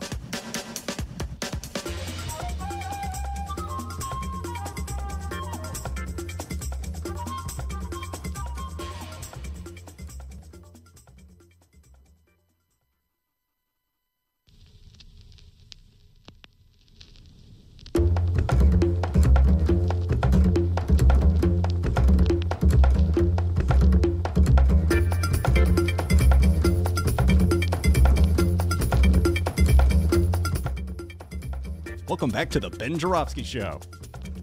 Benny J, take it away. Will do. With me in the studio, Mick Dumke, investigative reporter for ProPublica, my partner in crime, every first Tuesday at the Hideout, 6:30 p.m. We'll have a show this Tuesday. Great guest coming up. I'll reveal who that will be probably tomorrow. Anyway, Mick Dumke and I have been doing that for 5 years. Mick, you said something before we went to break that I wrote down. I couldn't believe I heard it coming from your mouth. I want to know how much you believe it. Voters, the city of Chicago, are fed up. That's a possibility. How strong do you believe that feeling is of voters in the city of Chicago being fed up? Well, I'm painting with a very broad brush. Painting with a very broad brush. I think they are. I think people are, not every voter in every ward, but I think on the whole, I think since I've been following this, I see movement. I think people are less willing to just shrug off the old dynasties and the machines. Maybe people always complain about them and then turn around and voted for them anyway. That's your contention. But I feel like people are looking for something else. And I hear it not just from so-called everyday people, but I hear it from elected officials. There's just not as many excuses being made for the way things happen. And even people who have been inside the system for a while are saying that they hear this too. For instance, I just finished this piece, came out Monday, about the city council's legislative process and how they spend so much of their time on really small bore, hyper-local stuff like sidewalk cafe permits. Ben, you wouldn't believe the number of aldermen I spoke with who said they were in favor of cutting the size of the city council. You know, obviously. On the record. On the record. Now, they wouldn't necessarily want their seat to be the one that's cut. Yeah, cut his seat. Yeah. But I think people are saying we should do it differently. You know, they sense that voters are weary.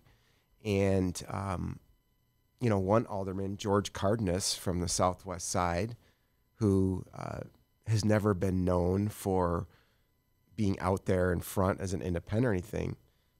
But he said to me, you know, the longer I do this job, the more it hurts my ability to do anything else after this. He came from the business world before he was an alderman. I think he worked for AT&T and some other companies. And he said, you know, if I ever want to go into business again, I'm tainted by the fact that I was an alderman. They think we're all crooked now. It's affecting my own reputation. Mm-hmm. I mean, I think that's true, but I thought I was taken aback to hear that. Yeah. And yet their reaction to Ed Burke's indictment, I wasn't on the air when this went down, Mick, but you and I talked about this at length, and I wrote about it for the Reader. The reaction was disgusting. It was. By the aldermen. So they're worried about the reputations, and yet when Ed Burke is indicted and it comes out that Danny Solis was wearing a wire, Alderman Danny Solis was wearing a wire, the response was they were like mobsters. How dare he, you know, we're break a family this. here. We're a family. Who said that? Who was the family one? I think that was Michelle Harris. I think it was Michelle Harris. Yeah. And then the alderman from the 19th Ward, Matt O'Shea, said in our ward, what did he say? If you wear a wire or you're a rat or something like that, you get hit or you beat up. Kick your ass. Yeah, that's what he said. Yeah. And just outrageous comment from elected officials. So it's really hard for me in a city that has a problem with a code of silence on the street. I mean, we can't solve crimes here. Police can't solve crimes. And I know the relationship between police and community is very complicated. It's fraught with all sorts of problems. Just set that aside for a second. One of the reasons we can't solve crimes here is because people don't want to talk to the police. They don't feel comfortable. And so now we've got elected officials basically saying, well, I wouldn't do it either. I mean, you know, how deep do you think that code goes in the city of Chicago itself? Make the notion that you don't rat, that you keep the secrets to yourself. How much do you think that's a part of the Chicago fabric? Like I know that we know we're supposed to denounce that worldview, but that could just be "quote unquote" political correctness. How deep do you think the notion is? How much does it resonate when Matt O'Shea and Michelle Harris and all the other aldermen had to say about Danny wearing the wire? Are you asking how many people were outraged by it, or how many people agreed with it? How many people agreed with it, even if they wouldn't acknowledge and admit that they agree with it? I think a significant number of people would like to agree with it, and I also think a significant number of people, if they were in the situation, would sing like a bird if it helped them ease up the charges on them or help them get out of a situation so they get back to their families faster. I mean, we see this with Danny Solis, right? I mean, Danny Solis, by all counts, was part of the inside of the city council. He was a zoning committee chairman. You don't get that job unless you're one of the guys who is in. If we're extending the analogy, Ben, you're a made man. Yeah. If you're going to become the chairman of a powerful committee like zoning, and yet, as his Sun Times reported, Danny Solis was supposedly working with the feds, wearing a wire, recording conversations with Ed Burke. So you wouldn't have expected that from Danny. In part, I feel like some of that reaction was about Danny in particular. This wasn't the person they expected to do that, but doesn't that happen in every kind of mob case or organized crime case? And so, in other words, they were more upset with the fact that Danny Solis ratted that or wore a wire more than just the notion of any alderman wearing a wire. It was just exacerbated by the fact that it was Danny Solis doing it. Well, if it was it one of them, if it was one of the progressive good government types, they probably wouldn't be talking to him or her. Oh, yeah. But the fact that it wasn't one of the progressive good government types, that it was someone who was seen as, at this point in his career, a consummate insider, I think that was especially jarring. Oh, my goodness. If it was a progressive, they would have had a field day with it. And they would have used it to sort of feed the cynicism that's underneath everything we're talking about right here, which is no one is pure, everyone's... I remember when we had that debate at First Tuesday between Carlos Ramirez Rosa and Joe Moore. As I'm trying to think, the alderman from the 49th Ward, who also was defeated. We'll talk about that tonight. And Proco Joe Moore, who started off as an independent, started off as an outspoken opponent of the mayor when he felt the principle warranted it, and has become very much a Mayor Rahm loyalist, immediately counterattacked Carlos by saying, "Oh, look at you! You think you're high and mighty?" I forget what it was. It was like someone who gave a campaign contribution to Carlos, and yeah, it was something. It was something advocated. Like I was like, "Oh, look, you're taking them too, aren't you?" So in other words, let's not have anything resembling. You know what I mean? So if it had been a reformer, quote unquote, or an independent wearing the wire, my God, I don't think they would be, talking about family. They would be gloating. They'd be gloating. Yeah. Yeah. Be ecstatic. You're right. It's like, look, we told you so. Yeah. They'd be like the Republicans. We'll get to this later. The Republicans in Congress right now who are trying to undercut Michael Cohen by, no one is pure. No one. There is. Exactly. In the story that you alluded to in ProPublica, you were pointing out all the many decisions that the city council makes that are not linked to any great principles. They're just bread and butter things like an awning or a sidewalk, a permit. But if we got away with those, I think, wouldn't that just make the position of the alderman that much less appealing or less important or significant?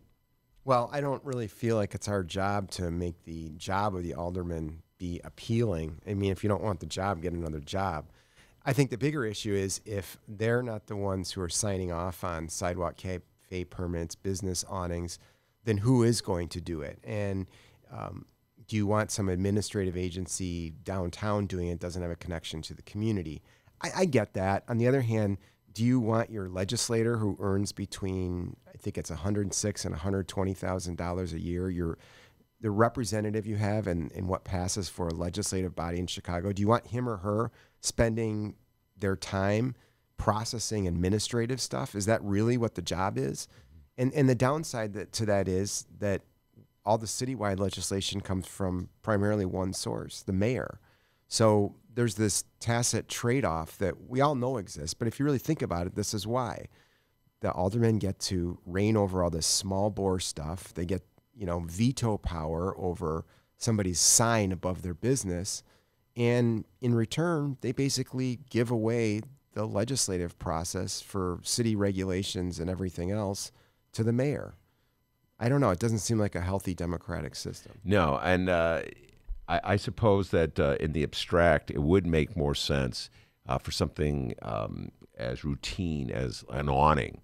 Like there's certain rules and regulations you have to follow, and if you follow all the rules and the regulations, you get the awning. And if you don't follow the rules and the regulations, then the alderman can check in. What's the status? Who is the business that's got this problem awning? Let me check on it. Yeah. Rather than the front end, everybody has to go through the alderman.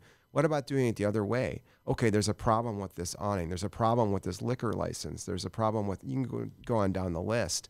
And there's no reason why they couldn't intervene. That happens all the time. If there's a problem business, the license has to be renewed at some point in time. There's all kinds of pressure put on the licensee to shape up or ship out.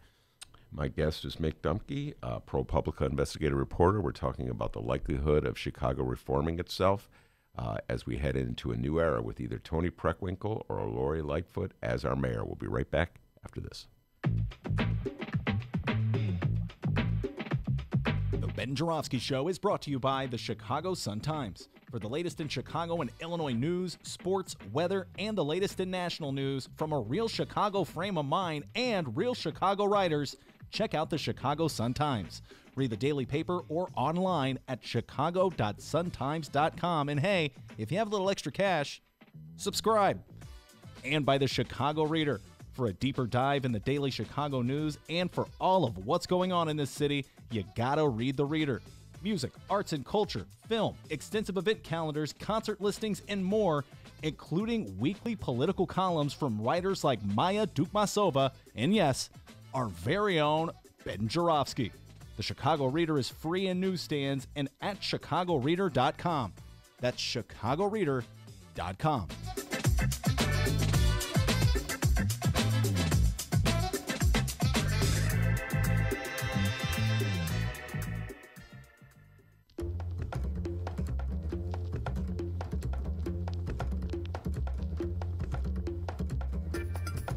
Hey there, producer Dennis here. Thanks for finding and listening to the brand new Ben Joravsky Show. All right, so here's how this works. The Ben Joravsky Show live streams on the Chicago Sun-Times YouTube channel Tuesday through Friday, 1 until 3 p.m. Once the show is over, you can listen to the replay on our YouTube channel, or we throw it online for you to download by 4 p.m. Where can you download the Ben Joravsky Show, you may be asking yourself? Well, you may be asking yourself a fantastic question. You can find previous Ben Joravsky shows and guest interviews through several outlets. The Chicago Sun-Times online, chicago.suntimes.com, the Chicago Reader online, chicagoreader.com, and wherever else you listen to your favorite podcasts. Apple Podcasts, Google Play, pick one. Just search for The Ben Joravsky Show. J-O-R-A, V as in victory, S-K-Y. So, let's recap. Tuesday through Friday, 1 until 3 p.m. Live streamed on the Chicago Sun-Times YouTube channel and downloadable by 4 at chicago.suntimes.com, chicagoreader.com, and wherever else you listen to your favorite podcast. Yes, the Ben Joravsky Show is back. We're live and downloaded. Tell your friends and enjoy the rest of the show.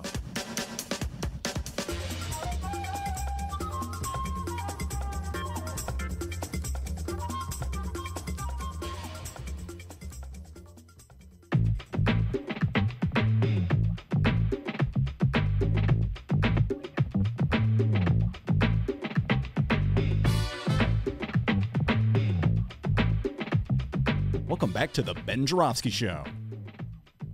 Benny J, take it away. All right, we'll do Ben Joravsky here with me in the studio, Mick Dumke, ProPublica, and my co-host of First Tuesday Show, every first Tuesday at the Hideouts. Coming up next Tuesday, 1354 West Wabanska. We're going to have a great guest about to close that deal any minute now. Before I get back to Mick, what you got for me, D?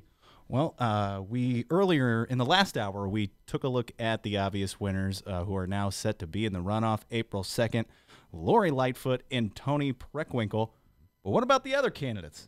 How did they fare out in the election, you know? Let's talk about them real quick. What we'll do here is we'll do the top 10 candidates. Our apologies to Neil Salas Griffin, LaShawn Ford, Bob Fioretti, John Kozlar. Which, you know, we got a podcast to run here, you know? We're on a time schedule. They finished below 10 is what you're saying. Yeah, they're on a time schedule. Go ahead, Mick. Yeah, I was just going to say, you did give him a shout-out. Yeah, there you go. So even Steven there. Yeah. All right, so let's start with number 10 was Gary McCarthy with 2.7% of the vote. By the way, live streamers, how's it going? You listening live right now? Oh, cool, right? That's pretty awesome. All right, number 10, Gary McCarthy at 2.7%. Number 9 with 5.5% of the vote, it's Paul Vallis.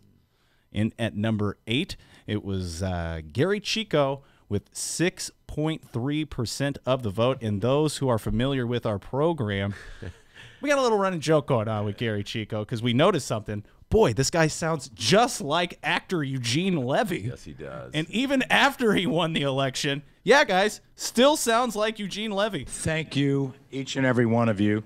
and thank you for being here this evening. The first thing I want to say to everyone is, again, thank you. From the bottom of my heart, thank you so much. And I can't say it enough. Thanks from the bottom of my heart for being with us from the start. Well, you really can't say it. I've said it like 8 times. What, apple pie or whatever? Gene Levy. I did not know that. Yeah, he sounds just like. What did he get? 6% of the vote? Yeah, he got 6.3. Old Gary Chico. Obviously, not a lot of Eugene Levy fans in the city of Chicago. In at number 7 with 7.4% of the vote, it's Jerry Joyce. Number 6, Amara Inya had 8% of the vote. Our number 5 candidate was the Illinois Controller, Susana Mendoza, bringing in 9.1% of the vote.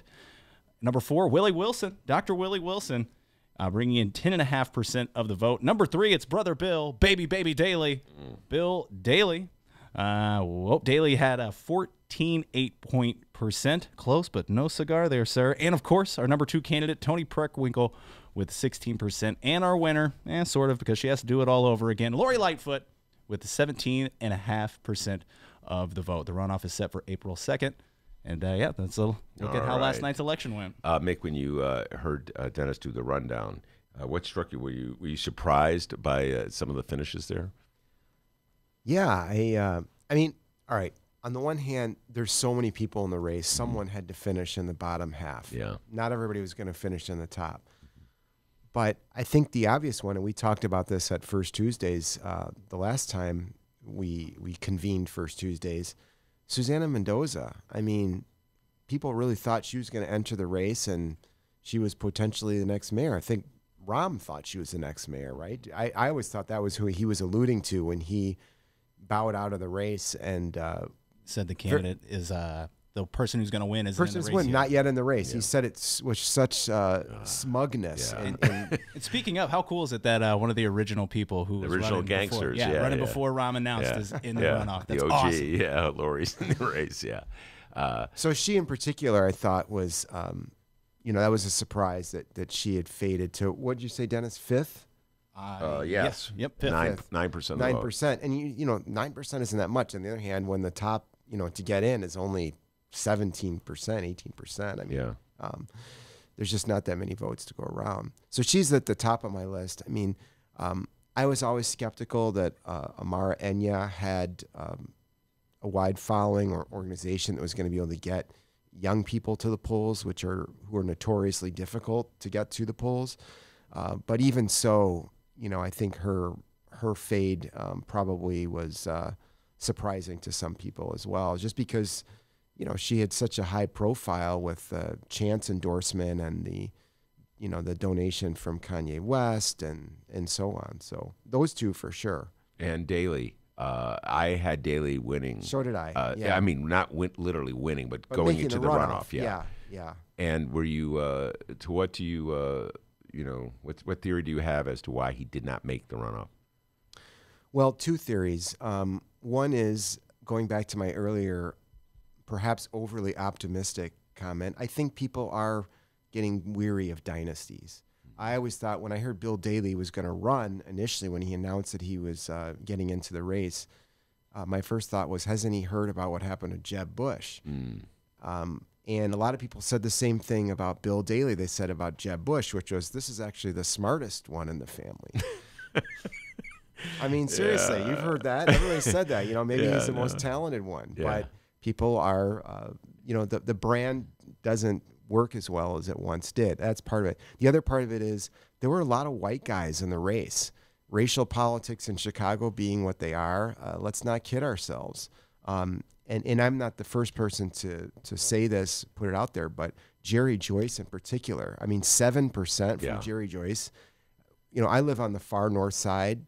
I don't know anyone who had ever heard of Jerry Joyce, let alone anybody who was planning to vote for him. Yeah. Jerry Joyce, of course, is the son of Jeremiah Joyce. He's a political powerhouse from the southwest side of the city of Chicago, 19th Ward, Mount Greenwood area, Beverly area. And he came into the race, and you're absolutely right, Mick, outside of the southwest side, and maybe the northwest side is an extension through, let's say, the firefighters union, the police union, what have you.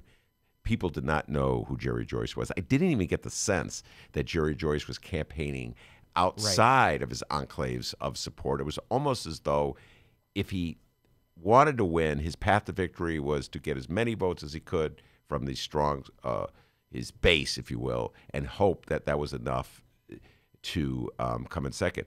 There's this other theory I was going to say, out there. do you believe that theory? Why was he in the race? Yeah. I didn't report on his campaign. I've never met the guy, so I don't have any reason to. I mean, I don't have any information about why he got in, but it just seems weird, doesn't it? All right, the theory. Talk about the theory a little bit about Jerry Joyce and the conspiracy theory with Daley's. Well, I think you know this better than I do, but I mean, the theory in short is that he got in so that he could undercut Daley, right? Why would he want to do that? I had a phone call today. It was on my phone machines. I'm like, look into this. Somebody was like, look into this. What can you think of? I know you're not really big into conspiracy theories, but can you think of any reason he would want to do that? I actually don't know. I haven't looked into this and haven't talked to people about it.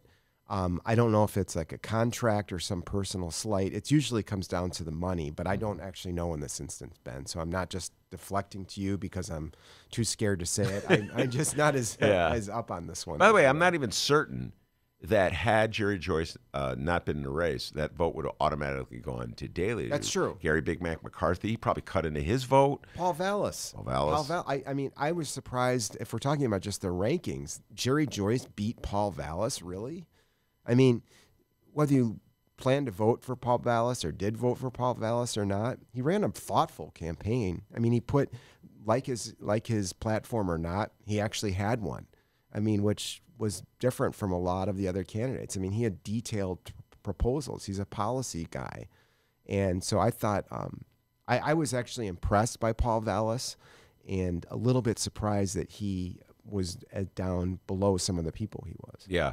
By the way, I bumped into Paul Vallis. It was so funny. I was walking through to the Blue Line to catch the train to come here. We were doing a practice run, and there was Paul Vallis shaking hands. And it's like, good luck, Paul. And he's, who is that? But I was wearing my hat and my shades. I did a practice run yesterday here, and when I left, there was Paul Vallis. Same spot we saw him at? Same spot, yeah. He loves it here. He loves shaking. Well, he may have locked up the vote in this precinct and not anywhere else. But what people kept saying about Jerry Joyce, and this, you could understand why this is not a surprise. He comes from a long line of Southwest Side politicos. He had a great ground game. I must have heard that a million times yesterday. He had precinct captains knocking on doors, putting signs out, greeting voters. And so it's just like that still plays a role in a Chicago mayoral election, just that basic ground game. Those, and even with all the money that Daley had, he was outfoxed by Jerry Joyce. Well, and in some ways, okay, here is the new way of trying to win an election versus the old way of winning an election. There's the old school way, Jerry Joyce, knock on doors. You got guys out there, most of them are guys, by the way, using their interpersonal family relationships and stuff to try to get people out and get people excited about the campaign. Then you've got sort of the new version of that, which is just get a boatload of money, lots of it. In this case, I think a fourth of it essentially came from one source, the richest man in Illinois, Ken Griffin, who gave Daley 2 $1 million donations. Daley had this really almost moving, thoughtful, gracious speech. In the middle of it, he thanks Ken Griffin last night. That ends the moving grace. Yes. I want to thank the millionaire who tried to buy the campaign for me. Exactly. So you have this like money, let's just barrage people with TV ads and with mailers versus the old school, let's go knock on doors. Now, ultimately, the money, Daley did get more than twice as many votes as Jerry Joyce. But what are you hearing about? Why did Jerry Joyce get in there? Well, his dad was one of the last Mayor Daley's operatives. Yeah, right? the first set of rumors was, of course, he got in. Mayor Rahm was still in the race. It was to undercut Rahm because there's a rivalry between Joyce's family and Rahm's over O'Hare contracts. And then he stuck around the race. That's what people were saying. I was surprised that Gary Big Mac McCarthy stuck around the race once Rahm was gone. There were those candidates who obviously ran because they thought Rahm would be there. And when he left, it took away their sort of reason for existence in this political race. Mick Dumke is my guest, ProPublica, investigative reporter. When we come back, we're going to play some clips from last night, get Mick's thoughts on what to expect with the election on April 2nd. Be right back.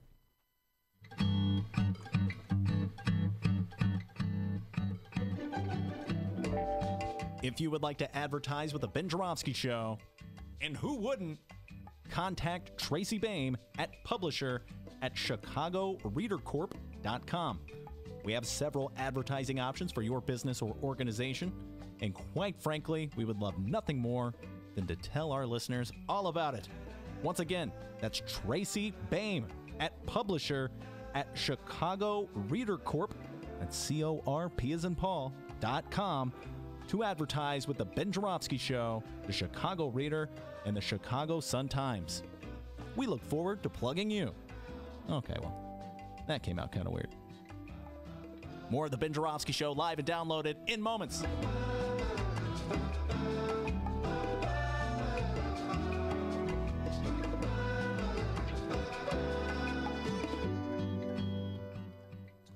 Yes, it's the Ben Joravsky Show here on the Chicago Sun-Times YouTube channel. Mick Dumke in studio with us. People, it's now time for a little segment that we plan to do here every Wednesday on the program. We're calling it Early Warning Wednesday. Now, as you may have heard, the Ben Joravsky Show is brought to you in part by the Chicago Reader. It's our favorite weekly publication because not only does the Reader feature some of the brightest political columnists in the city of Chicago, like our very own Ben Joravsky. He's on there. Yeah. Go find and read his latest article after today's show, all right? The show's almost over. Read it after today's show. But also in the Chicago Reader, every week is a very helpful section for all music lovers. It's the early Chicago concert warnings. We're all familiar with that. You're familiar with that, right, Mick? Yeah. I still refer to it. Yeah. I as well. Consult it, I should say. Oh, yeah. I hate where he's going with this. Go when ahead. Brainstorming for ideas to add the Reader into our brand new show, Ben happened to mention something to me. Oh, what I'm was glad that? he did this. Listeners, get this. Our host, Ben Joravsky, loves current music. Loves it. Music in 20. Oh my God, he loves it so much. I know. I was as shocked as when I first heard it when you, as you too. So I thought, hey, here's a segment idea. Okay. Let's have Ben highlight a few of his favorite bands coming to town soon. Bands who do in fact play music in the year 2019. And then Ben Joravsky, he can tell us all about them. Ben, you got that email I sent to you about this, right? I think I lost that email somewhere. Well, we're going to do it anyway. Here we go. It is time for our new segment here. We call it Early Warning Wednesday. Where's my music? Oh, there we go. Figuring out the kinks to this. Early Warning Wednesday. All right, here we go. Once again, you can find these early warnings and more in this week's Chicago Reader. Go find it in newsstands now. And yes, these bands are actual bands. Ben's going to tell you all about them. Yeah. Our first band will be performing April 19th at the Empty Bottle, 1035 Northwestern Avenue. It's Dilly Dally. Early warning, Dilly Dally. Ben, I remember a couple weeks back you were talking about this band. What was that song of theirs you were telling me to listen to? I think it's called Pain-Free Darvish. Oh. No? Really? No. Yeah. Well, you're the big fan. Why are you asking me? I've never Dilly heard of these Dally. guys. Mick, have you ever heard of Dilly I Dally? have not. Miles, you ever heard of Dilly Dally? Miles, the editor's not heard of Listen, Dilly I'm Dally. bragging. You guys ever heard of him? I love him. Pain-Free You Darvish. That's the name of the song. Well, I guess it must be a good song if you like him so much. Our next band will be in town March 22nd at the Electric Hotel. Early warning, it's Bro Hug. Oh, my God. I got their second album, Bro Hug. Oh, yeah. Bro Hug live at Portage Park. Have you ever heard that album? No. You're the one. You're the big current music guy. I like old school music. Now, Ben Joravsky. Bro Hug. You ever heard of Bro Hug, Miles? I have not heard of it. Okay. You're such an enthusiast and avid listener of current music. Tell us the origins of the band Bro Hug. Oh, yeah. Well, they used to be called Sister Hug. And then they changed their name to Bro Hug. They had a sex change operation. Okay. Well, sure. Hey, you don't hear that story every Yeah. day. It's kind of unknown. Okay. Once again, Bro Hug. Okay. Big history of that band. March 22nd at the Electric Hotel. Early warning, May 18th, the band Snarky Puppy, a.k.a. Ben's favorite, will be performing at the Riviera Theater in Uptown, 4746 North Racine Avenue. Behind the scenes, Ben wouldn't leave me alone until I added this next band to our list. Apparently, his newest favorite, performing at Talia Hall, April 9th, 1807 South Allport. Early warning, this is a real band name. It's Let's Eat Grandma. Oh. Nick, you like Let's Eat Grandma, don't you? No comment. I've not heard that band. Ben. You actually heard of him? I have not heard of it. Miles, No. have you heard of Let's Eat Grandma? Cannot say I've heard of it. Listen to him brag. You ever heard of him? Well, All right, I folks. have. I love him. Their greatest hit is with the 24th pick in the 2019 draft. The Bears take. That's their greatest hit. Oh, wow. Got it from the Sun Long Times. title. Yeah. All right, but those are right. just a few of the early concert warnings listed in this week's Chicago Reader. Go find it in newsstands and bookmark the Chicago Reader online now, chicagoreader.com. Make sure to follow them on social media platforms at Chicago Reader, and whatever concert you go to, look for Ben Joravsky. He'll probably be there. You know, I love my beloved Reader, and they tease me. Like last night, we were talking online about 90s bands, Mick, and somehow or other, they got into this discussion of a band I had never heard of called Urge Overkill. And Never heard of Urge Overkill. I know. I heard of them, man. I was doing other things in the 90s. I was watching Jackie Brown 452 not a lot of time to listen to Well, Urge. there was an Urge Overkill song prominently featured in another Tarantino movie. I think it was in. Why can't I think of what's what's the biggest Tarantino? Pulp movie? Fiction? I think it was in Pulp Fiction. Wow. Their cover of "Girl, You'll Be a Woman Soon." They did a cover of "Girl, You'll Be a Woman." I know Gary Puckett and the Union Gap. Isn't that who did "Girl"? Neil Diamond. I think. Oh, you're right. You're right. Hang Neil time Diamond. Hey, it's still no singing. It's in the You're right, the kid, dude. soundtrack. Wow. Next time you watch, because I know you're a Tarantino fan. You know, Urge I am a Overkill did that Tarantino fan, song. but Pulp Fiction's not my favorite movie. But that's a But I did not know that. They were a big Chicago band for a minute. Yeah, early 90s. I learned that. Philip from the Reader was telling me, like, you didn't heard of Urge Overkill, and he started explaining, and it's interesting little history of that. So that's all the bands to look forward to, huh, D? Yeah, that's it. All right, very good. Now, Mick, we have a few minutes left. I want to get a sense of where you think this campaign is heading. Why don't we play a clip that is from the last night's speeches in which the two winners were telegraphing their next punch. All right, first up, well, it's Toni Preckwinkle, just right out of the gate, right after knowing she's in the runoff, just giving it to Lightfoot. My entire career has prepared me for this moment. While my opponent was taking multiple appointments in both the Daley and Emanuel administrations, I've fought the power elites who've been trying to hold this city back for decades. I've worked for and alongside my constituents to turn principles into policy and policy into reality. Mrs. No Days Off herself, Toni Preckwinkle. No. What's your thought about where she's heading after hearing that? Well, I think that's pretty clear, right? They're both going to do this. They're both going to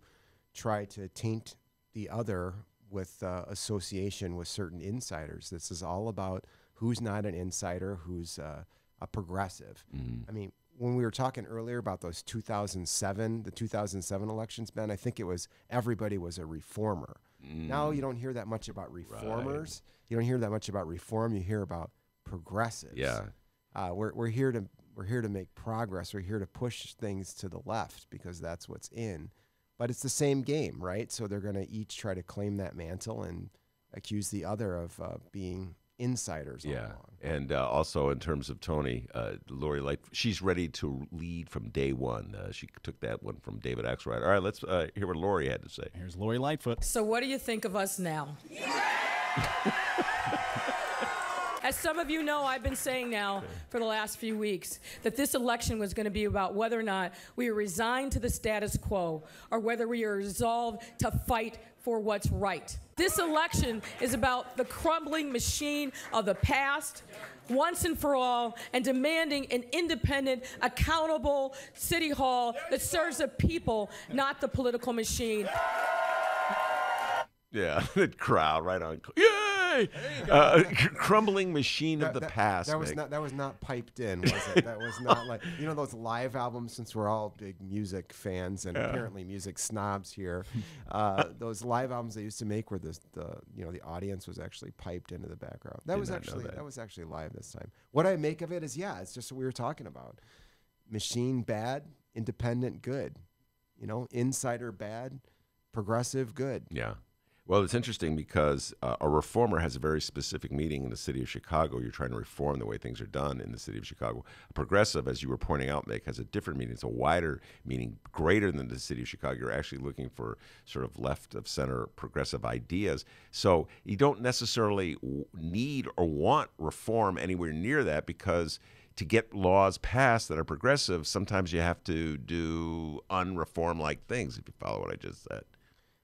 Sure, that's going to be the argument, right? That you somehow have to go inside to get things done, because both of them have worked on the inside, and people had choices in this election. Voters had choices of people who did not work on the inside, who didn't have any experience, and they didn't do well. You know, Mick, we haven't talked about this, and I didn't even talk about it with Lorraine that much. It's a historical moment. 2 black women. The next mayor of the city of Chicago will be a black woman. As I pointed out at the start of the show, there's only been one woman mayor of the city of Chicago, Jane Byrne, 1979-83. No black women at the head. Historical moment. Do you think that's saying something positive, trying to squeeze something positive out of yesterday's election? No, I think it's a big deal. I think it's going to bring a national spotlight to this race, even for people who don't know one candidate from the other. That's going to be a theme here. And for a city that has had the issues that Chicago has with segregation, with its criminal justice system, the last black mayor, as you know, you were writing about in the day, who was thwarted by a coalition of white aldermen. To have 2 black women in the final round here is a big deal. That is Mick Dumke, ProPublica reporter. You can get all his stories and columns. Where, Mick? Give a shout out to where they can find them. ProPublica Illinois' site. Just Google it. You'll find it. ProPublica. ProPublica.org. What a speller. Yeah. ProPublica. Tomorrow on the program, our very first spelling bee. ProPublica.com. Yeah, Mick used to edit me at the Reader. Oh, excuse me, .org. We're a lowly nonprofit. At Mick Dumke, and of course he'll be with me next Tuesday at the Hideout.